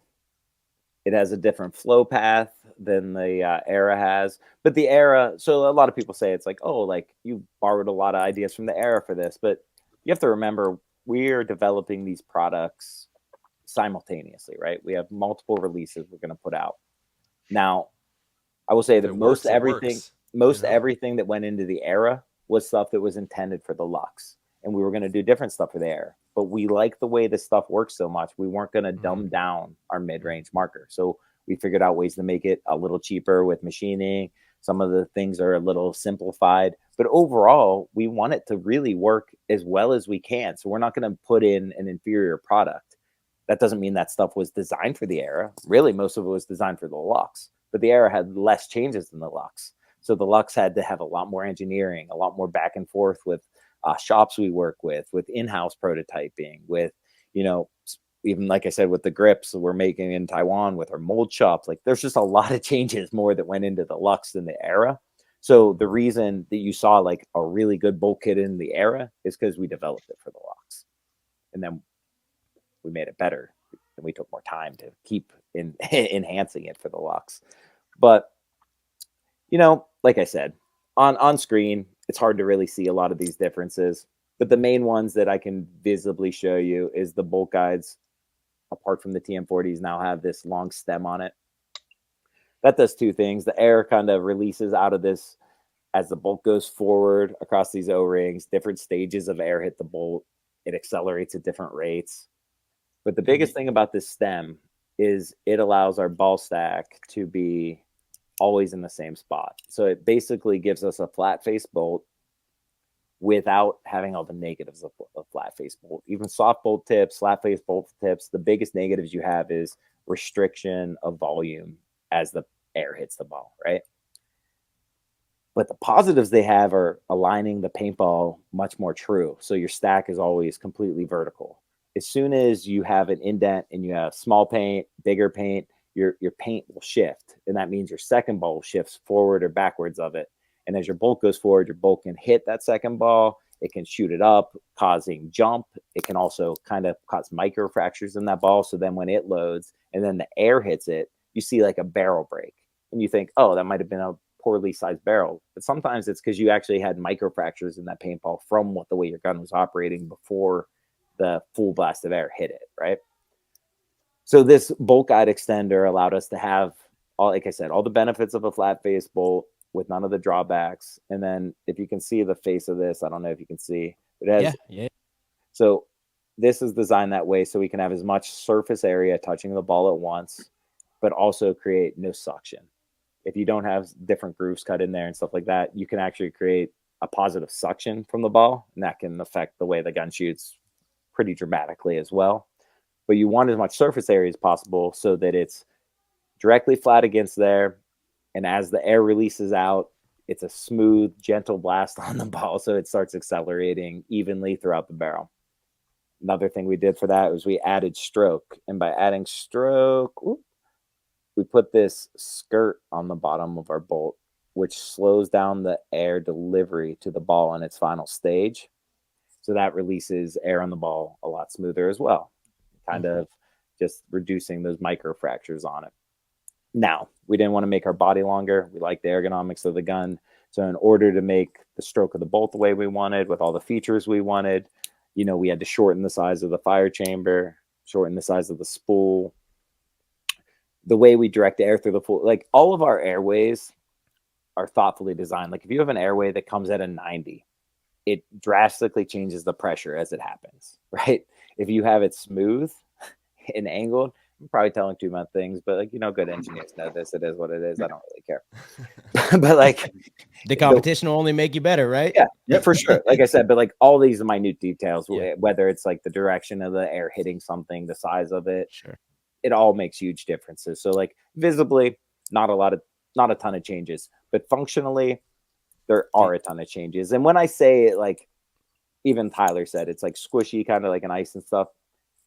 I will say the shot's not like an ice. Like that felt like squishy. This is still like a positive, like a crack of a shot, but it's so light and it shoots so smooth in your hand that it reminds you of that without the same like squish. Like it feels squishy because it shoots so like light, crisp. And that's it's all about details, man. Yeah, and you could just see the attention to detail in every minute micro just subject. And outside of that, like on our guns, another huge difference from most other of our competitors on the market is like we use extremely high quality O-rings. Like you can use O-rings, the standard black O-rings you see, and they're good. They're pretty repeatable, but they have some downsides too. Like the O-rings we use have a lot more lubricity, so they're a lot smoother through like any actual friction scenario. like different O-rings are good for different scenarios, and too many people will use standard O-rings across the board. Ryan, do you have an engineering degree? No, but I have an engineering mind. Okay, no, I'm honestly, it's just I have a impressive, marketing right? degree and I don't use it. Yeah, I was fairly certain. So you learned you're self-taught in this, Yeah. just from being around the company, being involved for so many years. I've always structurally like the way things work. Like when I was a kid, I took things apart. I've always liked understanding the workings of something. I've always liked physics. I've always done good at physics. Like understood why things could work certain ways. Like, but no, I don't have an engineering degree, and I'm horrible with computers. So I always need people to help me with all my ideas. But I have good ideas. Yeah, and here you are. You just created one of the best paintball guns in the world. No, I was a small part of a big team that created. I said helped. I said helped. I know. I just wanted to, the point that I'm getting to is for all the listeners out there that are trying to, decode, how can I make a living playing paintball? If I'm in love with the game, how can I make a living? Can I do it from competing? Like, do I need a degree to, work at one of the big companies? Sometimes yes, but a lot of times no. And there's a lot of players that are in your position. And, I bet people would be surprised to hear that you don't have an engineering degree, but you have become capable, obviously incredibly capable, to contribute to building a gun. And that's no easy task. I mean, half the stuff you're explaining, I'm sitting here like, I have no clue really what you're talking about or how this works. Like I don't have that knowledge. Surprisingly, the head of our engineers also doesn't have an engineering degree. He grew up throughout paintball, like our other engineers do. But like, you grow up, you learn, you care about something, you put effort into it. Like Sam doesn't have necessarily a degree in anything, but he does, over half of our design work in anything, whether you're talking about like screen graphics or, promotional stuff or graphic wraps on guns. You don't like designing the case. We design the case together, like, because we care about the small details. So, anything that you want to do, you can put your effort in. You don't need a degree to do. Because like we live in an age where information is given to us. If you put any effort in, you can learn anything you want. Even when I went back to school and got my marketing and management degrees, like I don't know. I was good at school because I was older and I understood how school works. But like I learned everything on my own. I didn't need school to teach me these concepts. You just needed or wanted the certificate, the actual degree, the paper. Exactly. So like, if you don't need that, like, you can work and learn anything. One of my smartest friends, like has worked at LinkedIn for a while. He's just a really good computer engineer, like self-taught. Out of Michigan State.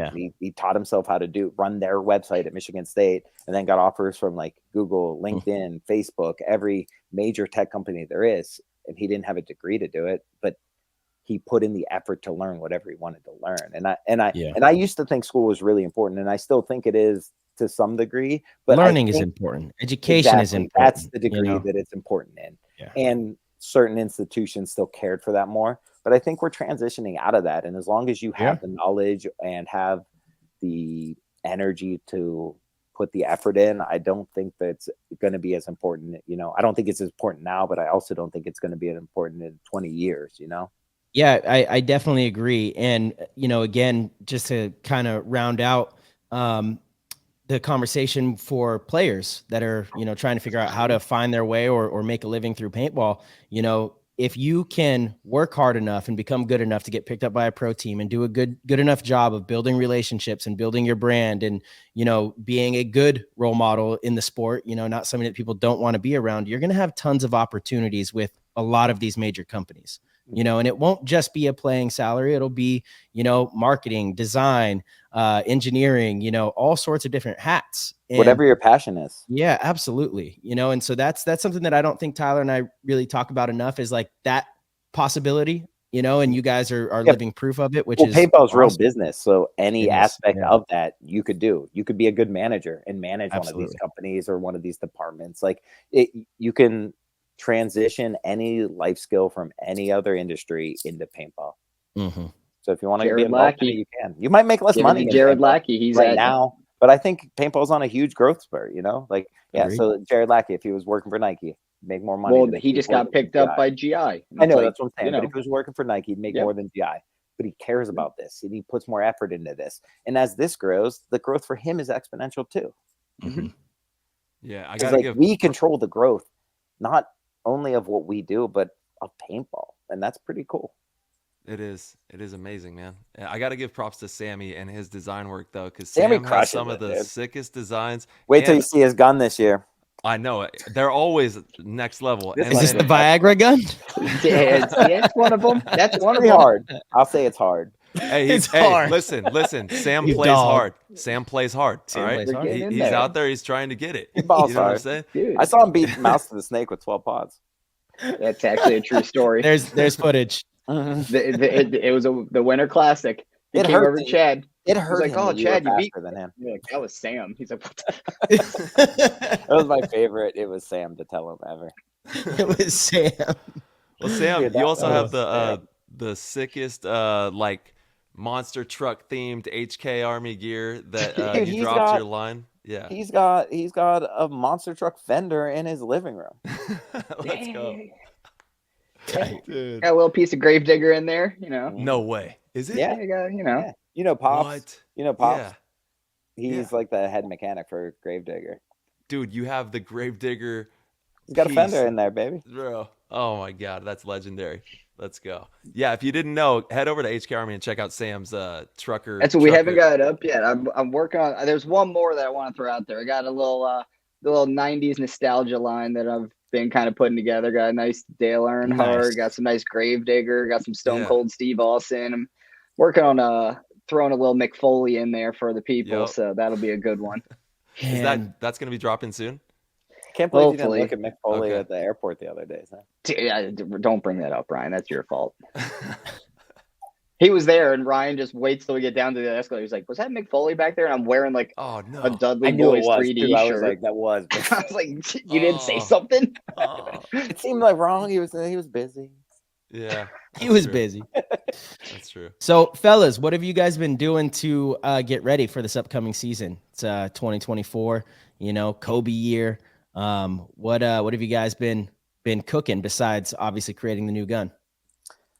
So the last 2 weeks I haven't played at all because I threw my back out playing 2 weeks ago, and I was all crooked. But I'm good now, so I'm gonna be back out There we go. playing. But you know, honestly, like play as much as I can. But I have a gun in my hand like 8 hours a day every day. It's just second nature. I think about paintball. I watch videos. I watch old videos. I watch people play. I listen to paintball. I don't know. The Consumed sport's- by it. Yeah, the sport's my Yeah. life, so you don't have to like put extra effort into doing different things because it's like everything I like doing almost is involved in this. So it's like I just, you know, Nice. keep my head on straight, try to figure out what changes, you know, can make things better, how I can be better, how I can be a better teammate.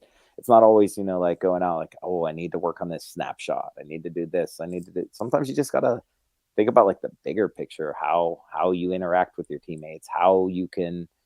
Sometimes you can be playing too fast, you can be playing too slow, you can be not giving enough information. You just have to figure out how to be the best asset to your team, however you can be. So like every offseason, every gap between breaks, I try to better myself in some way. I don't think there's ever like a solid solution on how, but like, yeah, super driven. I think I don't really care how old I am or how long I've been playing. I'm just as motivated now, if not more, than I ever have been. I think, you know, last year's World Cup was an embarrassment to our organization. I do not want to ever be a part of something like that again. So the only way that you cannot be is, you know, getting better, making your teammates better, making yourself better, helping each other, and figuring out any little thing you can do to, you know, to excel.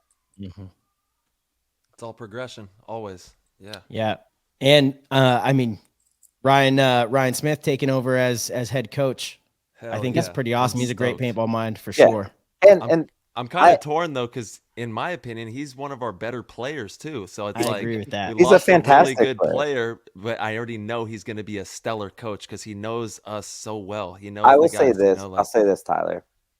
You've never played for him, so I well, agree. I've seen him. I I've know. seen I'm him just saying do his he's a thing. great player, but he's honestly like, I love Todd as a person. I think Todd is one of the best emotional coaches you could have.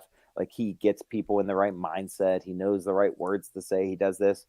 But playing for Ryan, like out of all the coaches I've ever played for, he's my favorite coach because he knew how to put people in the spots that they could excel with next to the people. He wasn't married to a system. He wasn't married to an idea. He was willing to work within everyone on the team's mindset to get a player's coach right there. And it's like, honestly, like, and that was 6 years ago when he coached us. Like, he only coached us in the 2018 World Cup. And then his dad technically coached us in the next one, but he had a huge hand in that too. Like, it'd be a disservice to say that he. Yeah, Randy's got a big World Cup coach win, dog. He does, but I'm just saying, like, Ryan really was involved in that too. Like, yeah, and that was 6 years ago. Now he only knows us all 6 years more and has 6 more years of experience being a really good player. Like, I am really excited to see what he does because, like, he was one of my favorite coaches then. I was happy that he quit coaching because I didn't think that he was done playing. But I look at him now and I know that he wants to coach. And if someone like that wants to put the energy into coaching and he was already really good at it, like, I'm really, really stoked about the situation. Awesome. Yeah, I mean, I agree. I think Ryan has a great mind for paintball, like I said. I do also think he's a, especially for your guys' team, I always thought that he played a role that you guys really needed, and it was that big gun, good communicator, kind of late filler. I thought in that Philly win you guys had in 21, felt like he was a huge part of it. Agreed. But, I am excited to see him behind the clipboard and see what he can do with you guys. He's going to crush it. Eat him up. Eat him up, baby. You're going to be allowed to room with him this year, Sam? Dude, I don't know, man. So when Ryan first became the coach, Sam was told he couldn't room with him anymore because it might be too much insider knowledge. Too much insider. I don't know if he's going to be allowed to. You might have to find a new roommate. That might be. Dude, I think I just get king of the castle. I think you get your own jail. I get penthouse. We room with Skinny. We room with SK. We rotate too. You know? Rotate through. So because we randomly crazy. We randomly draw our roommates for every practice and tournament. That is good for like learning people, but oh man, I think like your kind of agree with your sanctuary. Dude, and like, I kind of agree. I can't sleep if it's hot, and someone else might not be able to sleep if it's cold. What's more important is being comfortable in your room because like we have so much uptime that our downtime needs to be ours. I like having a consistent roommate. Like I've roommated with Sam a lot, Ryan a lot. Chad has been my roommate mostly for the last probably 5 years. It's like because we think the same way. Like, right, if we want to both lay down and not talk and watch a Netflix show, we can. We'll watch Go Sports together. We like the temperature the same way. We, like not one of us doesn't want to sleep with the TV on and one of us doesn't want quiet. Like you need to be copacetic with your roommate. So there's some value with making sacrifice for your teammate, though, during the weekend. But if I can't sleep the whole weekend, I'm not going to be my best. Harrison is so funny. He's like, he hates the air conditioner, and he's roomed with me a few times. I couldn't room with him. I'd be like, I'm like, sorry, bro, we're having it on. He's like, do you know all the chemicals that are in there and the Illuminati's coming through to make the concessions? Well, there's some that I have to deal with. I have to deal with the smell. Okay. I have to deal with the smell. I have to deal with the dirty clothes. I got to deal with him always being like half. He's like Nico would have been. He's always half naked, So like I'm making a lot of concessions. Believe me. But like I said, I think with new players, there's a benefit to that. But I think one of the benefits of our team is the fact that we've, all been teammates. Tyler's our newest teammate, and this is going into your fourth year. And everyone else has known each other or played with each other for, a long time. So you don't have to like test that on anymore. We know enough about each other. So now we can kind of settle into our downtime with the situation we want. I see both sides. I do too, but I bet you'd like a roommate that you just really enjoy. Well, you're definitely not wrong. Like there's times where like some just like to stay up and watch TV late, and I'm like, I want to be asleep by like 9:45, 10. Like me and Chad like to, but if someone else was in a room, it'd be ruining. Yep.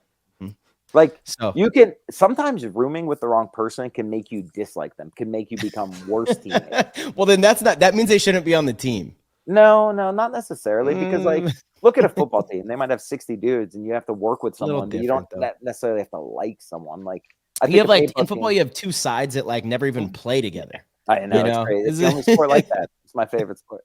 It's a good sport. Were you excited about the Super Bowl? Were you happy that the Chiefs won? Were you upset? You didn't care. I was indifferent.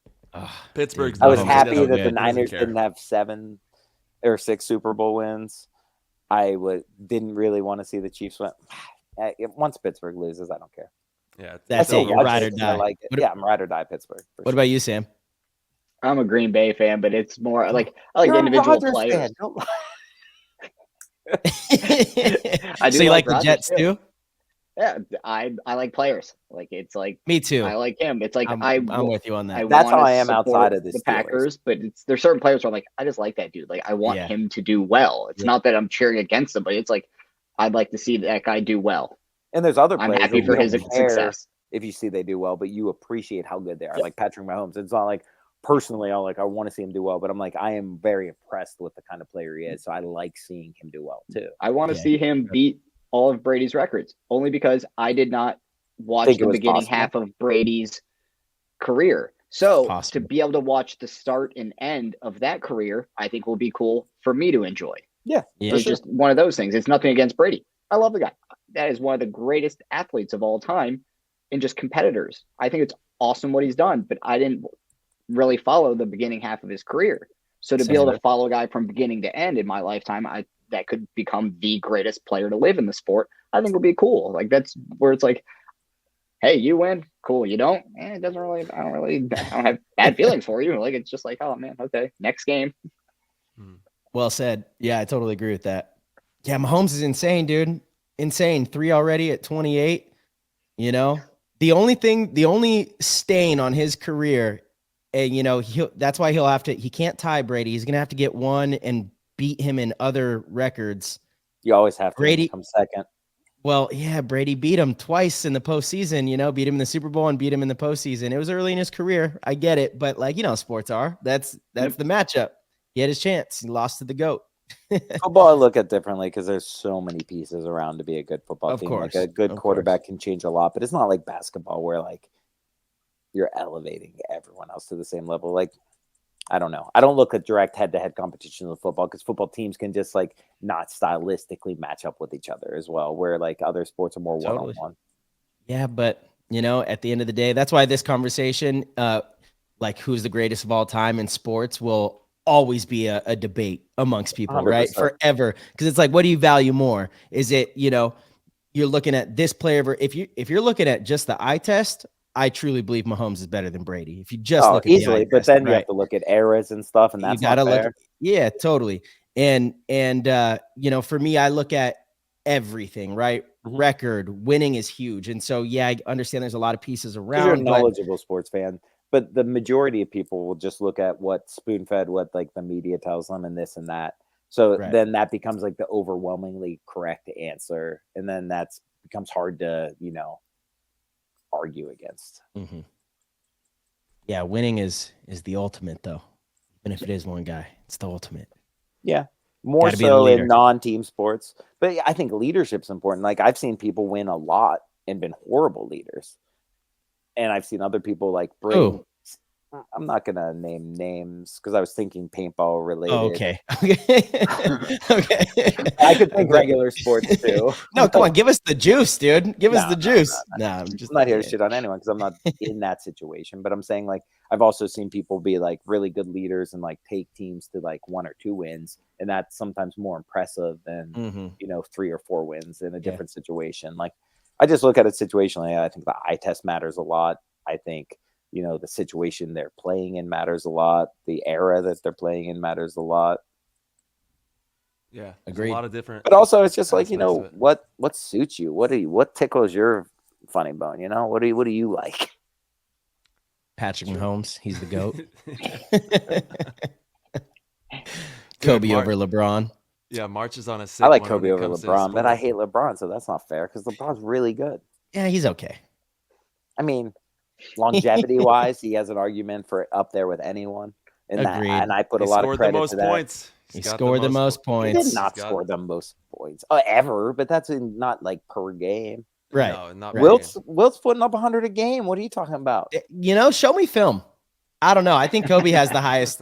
He's It got was 81. Hey, Show me. Where is it? Even Kobe, if he was still alive, would have told you Wilt had it. You saw the picture with someone holding up 100. They wouldn't have done that. Yeah, it's bro. It was a photo, like 100 what? Was it his Kobe grandma's wasn't 100th like, hey, birthday? I had the best game ever when he scored his 81. Because he was like, I knew Wilt just scored 100 on all these 5-foot white dudes. Well, I don't, the conspiracy thickens because, yes, you're right about that, by the way. But the conspiracy thickens because Kobe chose to have the statue out front of the Lakers arena in that game. The 81-point game because he scored the most points ever in an NBA game. But that was also his most points ever, so that could have been. Yeah, I know. I believe Wilt probably did. I mean, it'd be ridiculous if he didn't score. He should have been scoring 100 a game. I know, for sure. That's why, that's a great point of conversation, in regards to eras and stuff in basketball. Is like, how are you not the best player in the league? Bill Russell, Wilt, those guys just I could put a D1 paintball player in professional paintball in the early 2000s, and they'd be the best player in the league. Like a really good one, form-wise and stuff. Fundamentals for sure.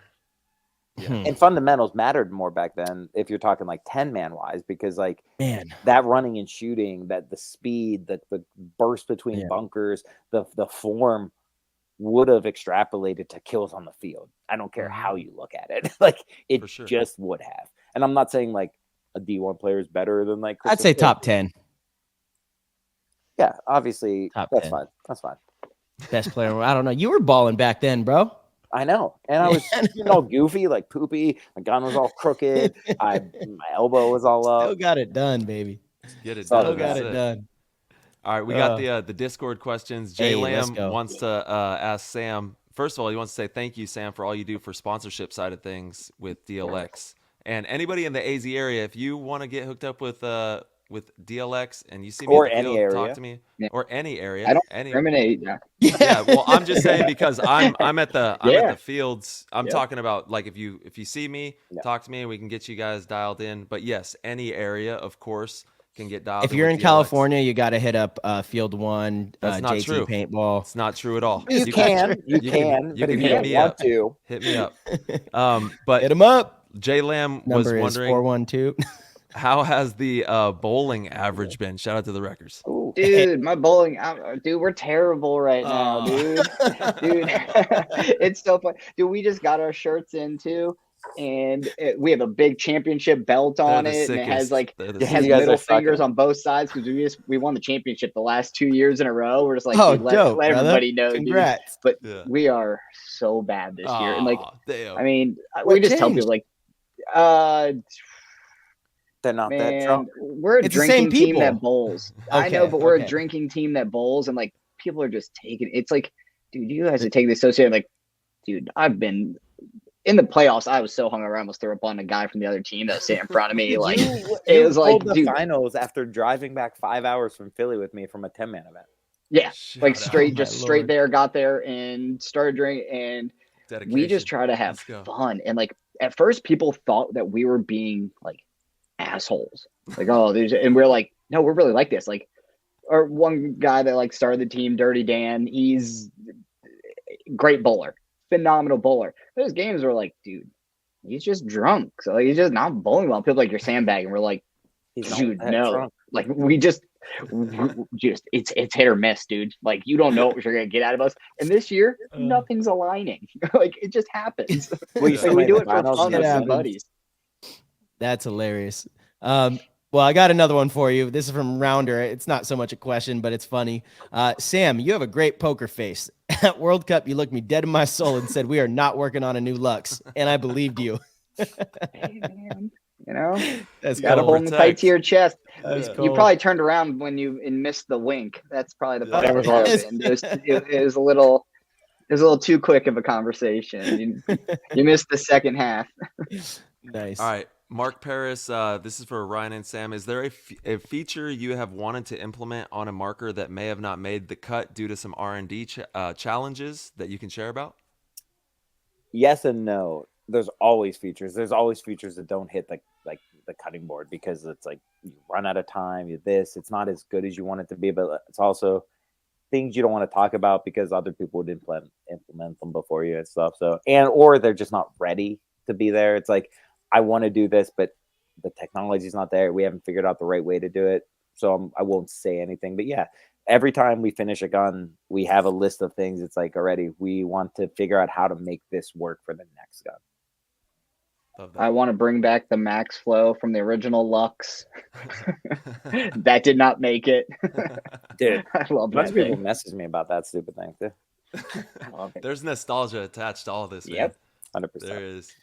All right, Nick, for Ryan and Sam, what do you guys think the next innovation in paintball markers will be? Or are they as good as they can be, and we need to figure out a better way of making paint?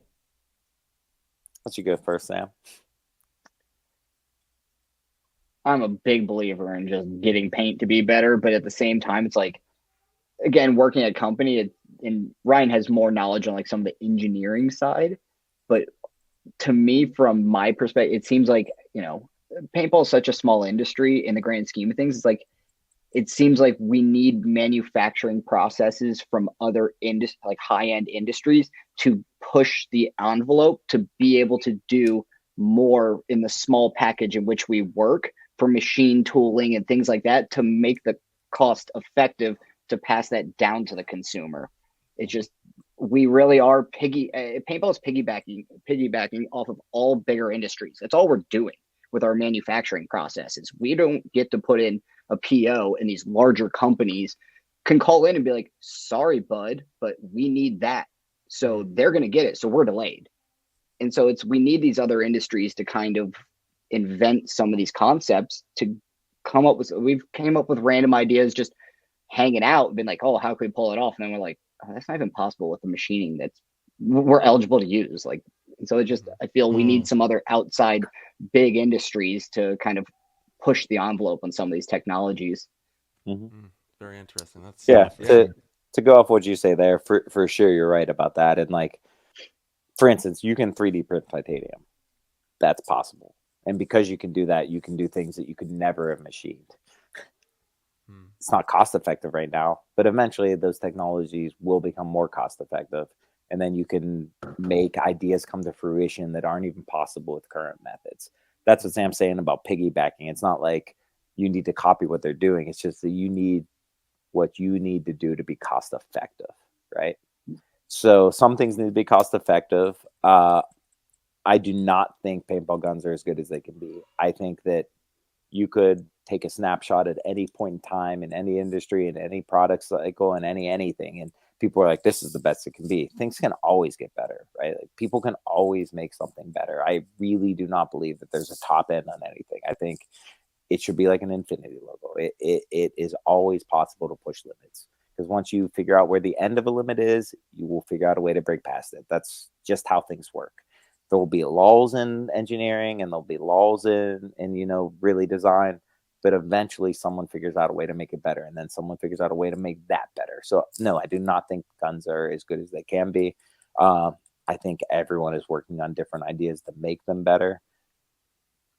But I also think paint's the worst it's been. I think companies make good paint still, but on an average, it is worse than it was 20 years ago. And a lot of that's cost, right? Would we rather pay $30, $40, $50 for a case, or $120 for a case?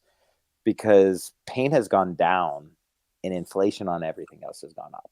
So yeah, they gave up some of the quality in that. So I think right now we are dealing with an economic situation more than a ability situation. Do you think there'll ever come a day where there's not air and it's like all electronic? Do you think like a compressor that can work in real time? I don't know. I think eventually someday you could have a compressor that could compress air fast enough that you would just have something small to do it. I don't think that day's anytime soon. But yeah, I think there would be a time where you wouldn't need air. Yeah. Interesting. That's crazy. Or maybe times when battery technology is so good where you could make an electric pneumatic gun instead of where the electric magnetic gun. Excuse my way. But where if you have the battery's good enough that like electromagnetic could control it. Like, yeah, there's a lot of options, but like technology will always exponentially grow, and there's no way to really foresee the way it grows, right? Like 20 years ago, you wouldn't have known that TikTok existed, or so it's like you kind of have to go with the flow and make things better, unless you're, like an Elon Musk who is ridiculous. Straight up. Dude, did you see that he just announced today the first Neuralink patient is able to move a computer mouse? I didn't look into it. I just saw like clips about it, but apparently the first I don't Neuralink, like it. How about this? I don't like it either. I agree that it will help people, but it will make the world that much worse. And he knows that too. Yeah. It's wild. It's a wild concept. So you pair that with the venture capitalist group that just formed and said they're bringing in like an Olympic style competition where they're not going to test for PEDs, performance enhancing drugs. You have these people that are microchipped. We're just heading towards creating superhumans. That's what we're doing. Already half there. Yeah. It's wild. And what we know is 20 years behind what governments can do. So it's like, man. But it is what it is. You just got to have fun with what you got. Yeah, the medical implications are pretty astounding. And that's what's good about it. What's bad about it is losing like anonymity on your own choices and decisions, and even what you're thinking. Like there's a lot of downsides. The medical side. We could throw these tinfoil hats. I mean, we got them. You know what I'm saying? I don't even think you need a tinfoil hat. I think everyone is really like, at this point in time, I think everyone in their life is like, oh, we're not given the information that's true. We're given the information people want us to know. And there's always a different all side. I know is I don't know much. That's what I do know. Mm-hmm. And I know that nothing really matters as long as you, have good friends, have a good community, and you can be happy. As long as you can, as long as you're not feeling sad because you don't know how to express yourself. If you have a way to express yourself, if you have a good community around you, it doesn't really matter what changes, because, I don't know. There's ebbs and flows and everything. Absolutely. All right.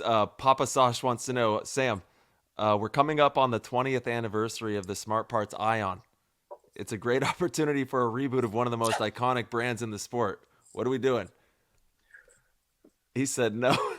Picking one up at a pawn shop. Yeah. God, honestly, it was great for what it did.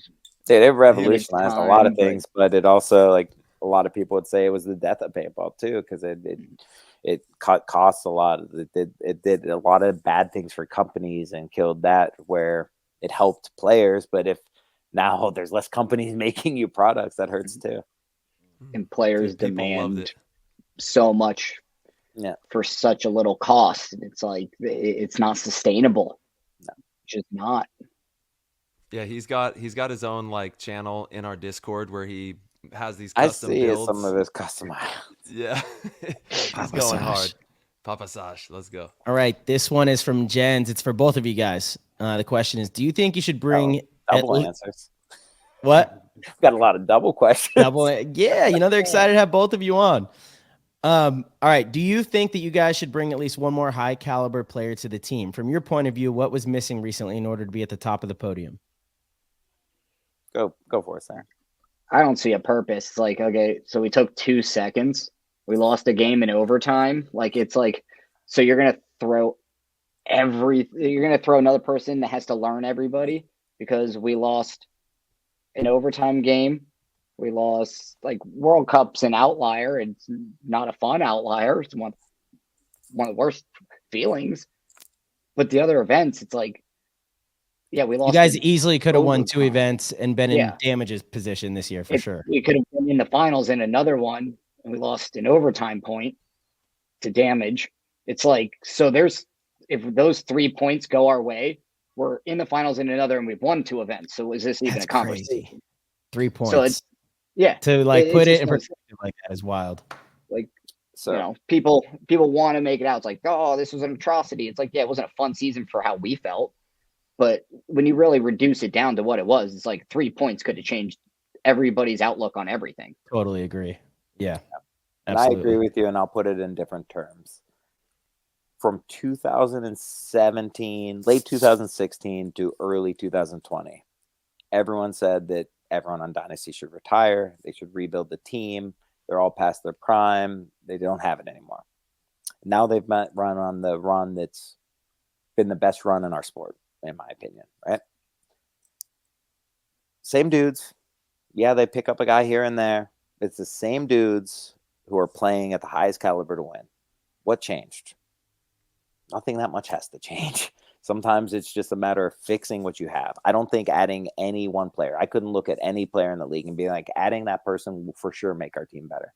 I think we have a lot of depth. I think we have a lot of ability across the field. I think we have a lot of versatility. I think when we're all playing at our best, I don't think anyone else can beat us. When we're not playing at our best, I think teams can, and we can end up in thirds and fourths and fifths and sixths. So I think, as shitty as it was, because I think Todd was a good coach, like, it's easier to change one coach than a bunch of players. So by changing the coach, you change a system and you see if you can get from the players that you already have gotten from, if you can get that again. I think that's what Skinny did for Dynasty. I think that's what Ryan's going to do for us. I think sometimes adding the best player in the world can make a team worse. If they don't fit in well, if they're cancerous, if they bring bad ideas or bad energy to a team, it can make it worse. So you never know exactly how someone's going to fit into the team. We know all the pieces on our team. We know what everyone is individually capable of if they're hungry and self-motivated. So in the right system, I think that we're going to win again. And no, I don't think we need to add anyone. And honestly, I don't know if you held a gun to my head and said, add someone to make your team better. I wouldn't know who to say, because I know who all the best players are, but I don't necessarily know one that I think would make our team better. I think we have a lot of depth. I think we have a lot of versatility. And I think that if we're playing our best and we're used correctly, we will win. So, no, I'm happy with where we're at. 3 points. No. 3 points, dude. If 3 points go a different direction, whole conversation is different. That's so true. Yeah, and I couldn't agree more with the guys. We have everything. We fucking need to do everything we need to do. Yeah. So we're and like Sarge and Mama D, and like they give us everything that we need to, and they have faith in us to do that. And major shout out to Sarge and Mama D. 100%, I mean, truly the literally best people in the world. Yeah, without a doubt. Saints, like legitimately, so much for us, and they have faith in us, and they maybe sometimes give us a longer leash than we should, and sometimes that can lead to complacency in some people. But at the same time, it won't across the board, and we will hold each other accountable, and we will make sure that gets fixed. And that will turn into, positive energy and looking into win. So, yeah, I don't think any player would make us any better. Shout out to Heat. Let's go, baby. Osborne for this. March, you got to cut that out. You ain't I'm surrounded by you guys right now, bro. Come on. He was just hoping I'd say Marcelo. Eat him up. Eat him up. We'll get you with the granny heaters. I heard I'm not needed. See, I said in the defense on the team. For what it's worth, 10 years ago, I would have been like, you're not wanted. Now I just think you're not needed. I really have grown to respect you a lot more as a person and a player, because I think you have become less like singularly mindseted on one way to do things. I think you've opened up to the idea that everyone's different. Like, I've seen you become a lot more like free spirited in the way you think about the game. And I appreciate that. I think you have to be in team sports, right? You absolutely have to realize that there's other experts. There's other experts around you that are there for a reason, and if you try to push only your way through, you're not going to get very far. With some things, maybe. Again, this kind of goes back to what you're talking about with building the gun. It's like, and there's just every now and then sometimes you got to put your foot down, and then a lot of other times you got to be able to work with, in the confines of everybody and receive ideas and express ideas. What I'm saying is 20 years or 10 years ago, I don't know if I would have liked being your teammate now. I think. I heard what you said. I got you. I don't want to be your teammate anymore. I'm out. Damn. So we should. We're not going to bring up the dynasty contract. No, dude, I mean, okay. I'll tell you guys that rumor that you were leaving Dynasty a while back when we were in Europe. I went to every single person and told people, like, yeah, Marcelo's leaving Dynasty, and I did it. I just kept on trying to start rumors. Like, how it was in Europe. You just get bored. You just be wait. When was this? Oh, it was one of the last few seasons. Yeah, dude, it was so funny. I literally walked out. Everybody, and of course, we're standing with like Bobby and Damien. Everybody's doing the thing in the stands, and I was just like, I'm gonna start starting some rumors about some players just for fun and see how far they go. Eventually, somebody finally asked me, like, "Where did you hear that?" I was like, "I heard it from myself." Like, yeah, I was like, I made it up. I heard it from me. I was bored throwing my snoozes against the wall. Yeah. trying to see what you were would in stick. Europe, you just all be sitting there. It's like, I mean, we didn't have phones. That was a good place to start rumors. Yeah, That was the so place. just Because then easy to everybody do. would go back to their teams and it would just spread like wildfire. Yep. You know, Sound perfect. that's funny, dude. There was have the- offers that I Politics. just heard. It was a rumor. Politics. That's it. All right, Osborne for this one. If the NXL did it a WWE style entrance for the finals, what would be your theme music, Ryan? That's a good question. I mean, Hulkamania did it pretty right. I'd have to go with Real American, you know? Boom. Let's go. Sam, what do you got? I got so many different ones. I I'd probably know, go you- with something just weird and hard. Like, I think I'd probably go with like a Ghost Main. Like, I'd probably do like Flesh or something. Like, people would know I was coming in. Yeah, let's go. Nice, Dude, dude. Ghostman, if you didn't know, you know now. You Ghost know Main. now. I'm gonna look that up because I don't Could I go know. Piano Man then? Ghost Just make Main it not Flash. wrestling at all. Piano Man. It's a good All team. right. Fellas, my last question here is from our boy Patty Rice. Ryan and Sam, I understand it's all Ryan's fault. The idol is still Lux threaded, making fun of a story DLX put on IG and not autococker. And Ryan spoke to some of the advantages of the Lux thread. How much would changing to the autococker thread have impacted the design? I know breach was mentioned. And do you plan to work with more aftermarket barrels to get more idle options before the Freak XL, etc.? Seems like there's a limited amount of options for it. Long question. That was you. I did my best. That was a question for you, Sam. It wasn't directed towards me. It said Ryan and Sam. Oh, my bad. Yeah. Yeah. And then it mentions Ryan a lot in here, good. actually. So, yes. We're blaming you. No, it would have been an easy design change. We would have had to make the breach 3/8 of an inch longer. Totally possible. I just think it's an inferior thread. How come? I hate turning it so much, really. It really boils down to that. But don't the Lux barrels, do they loosen?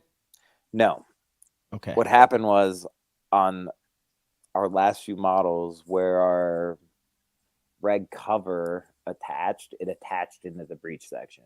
So if you over tighten this little nut on the bottom, it could kind of bend up into that. Oh. And it would interfere with the barrel because there was a Okay. little post that bent up, and then people would screw it in and feel something stop after like an Got eighth it. of an inch and be like, oh, my barrel must be screwed in because they're, you know. You know. Got it. Got it. And yeah, and then like John Woodley, the only person I've ever seen on a professional team lose a barrel.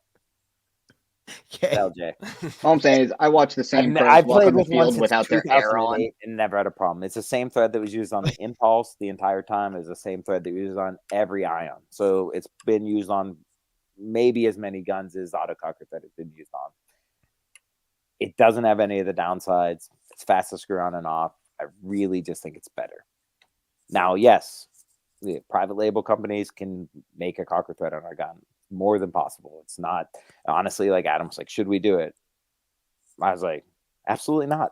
I don't want it. I don't want to play with a gun that's cocker threaded. I just don't like it. I wish more people would go to our threads. So to go to his question about like working with other barrel companies, they're welcome to make barrels in our thread. Do you guys have a patent on that? Yeah, no longer. It's a double lead 15, 16, 12 thread. Like, So anyone could use it? yes. Because I kind of like those threads too. I They would- just seem like a little. Yeah, they tell seem like, Alex and Yosh you to know, start using durable. it. I would like more people to start using it because I think we can make the industry standard a better standard thread. Won't help us in any way, you guys using it, but it's a good thread. I would like more people to use it. I'm not going to quit using it. Nice. Yeah. We got the It's answer. It's efficient. Boom. It's efficient. You're not sitting there hammering on your cocker thread for, you know. And I will say, like, not to discredit cocker threads, like they used to be really bad. They did shorten them. They decreased the amount of threads, but now you're working with less finer threads. So there is a more of an opening for damaging them in that way. So like to get less turns in, you had to weaken it in some way. There's always pluses and minuses of everything, but like I said, I think this thread is tested. It's the Lux thread now, but it was the Impulse thread. It was the Ion thread. You know, hundreds of thousands of these guns are out there. We're not making it because we're stubborn about it. I like using it. Other people like using it. Everyone who uses our guns, like very few people. The only people that really want us to have cocker threads are like, well, I'd love to use my like boomstick on this. I'd love to use my old barrel on this.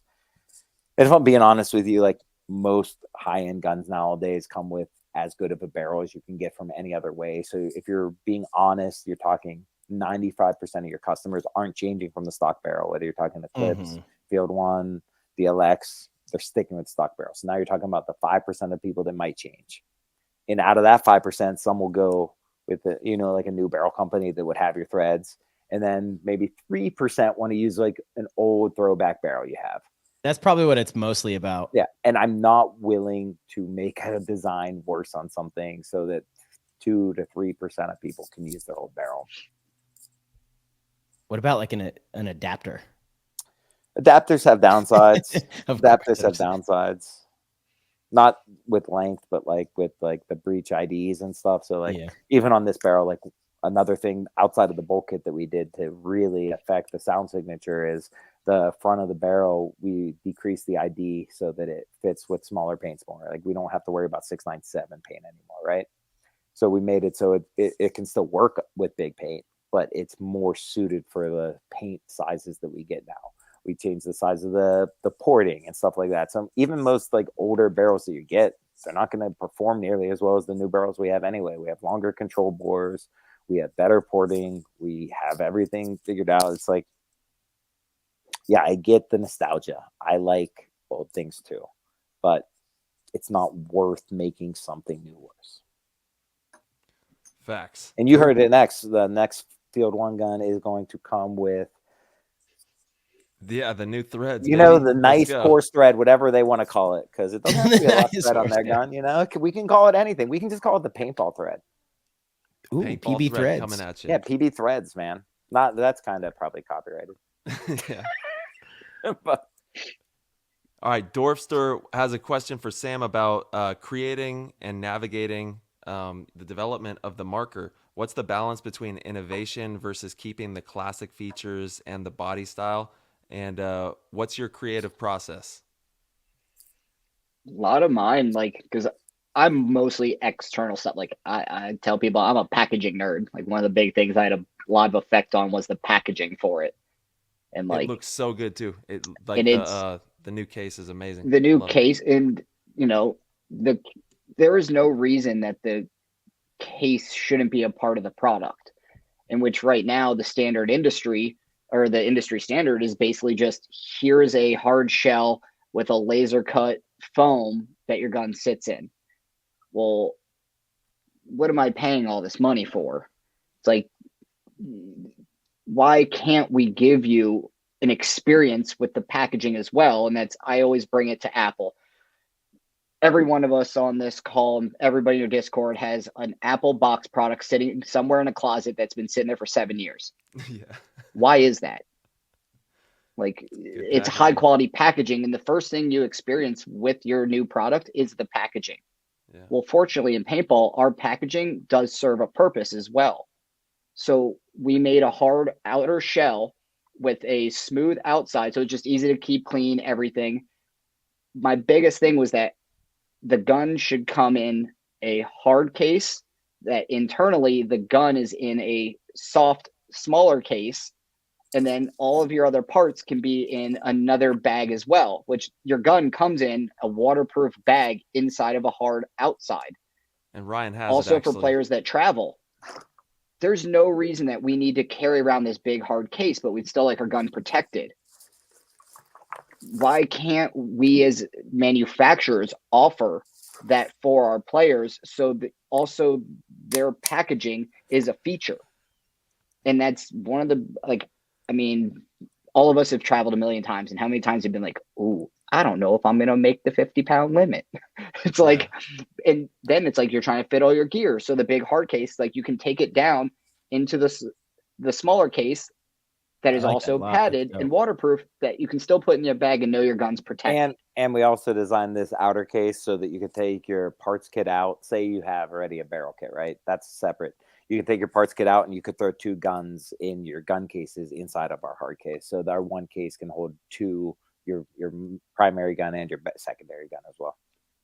It's just a small thing. Like I'm big on finding kind of what other people look at is just like afterthought. It's like we can spend time on this and actually make it relevant to the consumer. Like we have a similar mindset on that as far as like packaging goes. So it's like I love, sitting in Sam's office and bouncing ideas back and forth with him, because not everyone works, but we come down with something that is feasible to produce and will benefit the most people.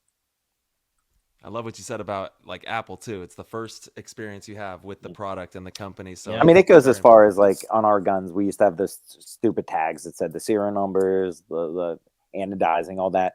They would always fall off. They were held on with those stupid plastic stringies with the little T handle things, and they were just always gone. So Sam designed a sticker that fits on our smooth outer case, so our handle's removable. So now everything can be shrunk wrap in a tight square package. It ships easier, it packages easier, it looks better. It's just, and everything is like part of the experience for people. The that Lux experience. Yeah, the stickers aren't paper; it's an actual quality sticker. So you can, if you don't want that on your case anymore, you'll peel it off and you don't have to sit there and rub the glue off. Like, I made sure to find a decent material to use for that. So then it actually does feel, and when you don't have that on there and you just feel the case, you'd be like, man, I'm about to open up a watch case or something. Like, and it's how I wanted people to feel when they picked it up and saw it. And like, Ryan's the one that found the external material and was like, I think I found the right stuff. And we felt it, we're like, this has to be it. Like, and it was just those little things that like I enjoyed nerding out over those things.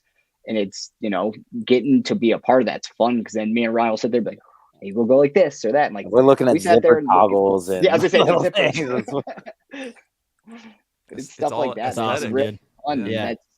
It does trickle down into where people feel like, oh, you are thinking about these small details. And another thing for the gun that Ryan was a big part of was we always used the top jewel at the top, covered a screw that was covering a hole that's used for the plugging after machining and everything.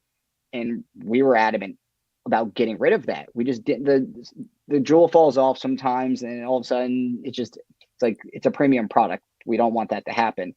So Ryan devised a way to use an aluminum piece that fills that space that's locked in by the feed neck. And it's just those small parts. They anodize with the body, so it just melds with it. It's not. Yeah, he's all got those it right little there. You can't see it because it's not there. But it's all those little small things that like I really like, get excited. How I said earlier, the black thumb wheel. It is, and even that, like, details. it's easy to make black thumb wheels if you made them out of aluminum and anodize them, but then they would strip. They're not as rugged. So we nitrided stainless, which is like it turns stainless into even like one of the more hard products that you can have. So it's like, it's functional, but it's also really aesthetic. It is. You could tell you guys really care about all the details, man. And it matters to the consumer. So thank you guys for everything that you're doing, creating these amazing markers. And man, I can't wait to see you guys next week. It's already here. We're here, boys. It's time. Excited. Vegas is right around the corner. Who, what? Who you guys practicing? This weekend we have Aftermath, and then next weekend we're going to be up at Capitol Edge with Impact and Infamous. You got a 3-day with those guys? Yeah. How about Sunday night? You guys going? 100%. Nice. Looking forward. You going, Sam? Did you buy your tickets? I bet Sam didn't buy his tickets yet. I don't even know what's going on. He's the asking award if you're going show. to the players party. Players party. It's going to be. Don't we get passes for everyone the should go to Is that how that works? Yeah. I bought my tickets. I paid my $15. I think $15 for like a nice real players party is worth it. Absolutely. Totally, dude. Yeah, awesome. How many times? I mean, is it sun on the beach? I think, don't know. but I'm a paintball patron, so yeah, I bought that. I just paid for the subscription to the Gap magazine because I think that looks quality. Like, if you're a paintball patron, then you should, you should spend money on the products that you think are making the situation better. Totally, it is going to be like sun on the beach, Sam. It's going to be it's going to be sick. There's not going to be midget wrestling or anything, but it's going to be nice. Fellas, can't wait to see you guys in Vegas. Have a great practice. Thank you for joining us on the show. Obviously, thank you so much. PTG community really appreciates you guys. And as always, man, we'll see you guys Appreciate soon. you guys, and best of luck to you, brother. Best of luck to you, Tyler and Sam as well. Let's go. Go, Wieldy. We got 3 best Lux. You only have 1, Marcelo. Sometimes it's all you need. Sometimes. All right, fellas. Runs in. All right, everybody. Thank you guys so much for tuning in and listening. If you enjoyed the show, please head over to ptgpaintball.com. Click the orange Patreon link in the corner and support the show. We greatly appreciate it. We have tiers as low as $1.99 a month. That is nothing, guys, and it'll give you access to the Discord where you get access to the players chat and get to mingle with the entire PTG community. We have tons of different pros in there. Tyler and myself are very active, and it's an amazing way to support the show. We also have amazing other tiers. If you want to be one of the best, want to be a GOAT, sign up for the GOAT tier. It's the greatest way to support us, and each month we do a private live stream show, one-on-one kind of thing, to where it's just the GOATs, and Tyler, myself, will bring in some special guests every now and then, but you get to ask us questions in real time, live, on the air, and you get lots of inside juicy news that we don't share on the show. So, as always, we will see you guys very soon.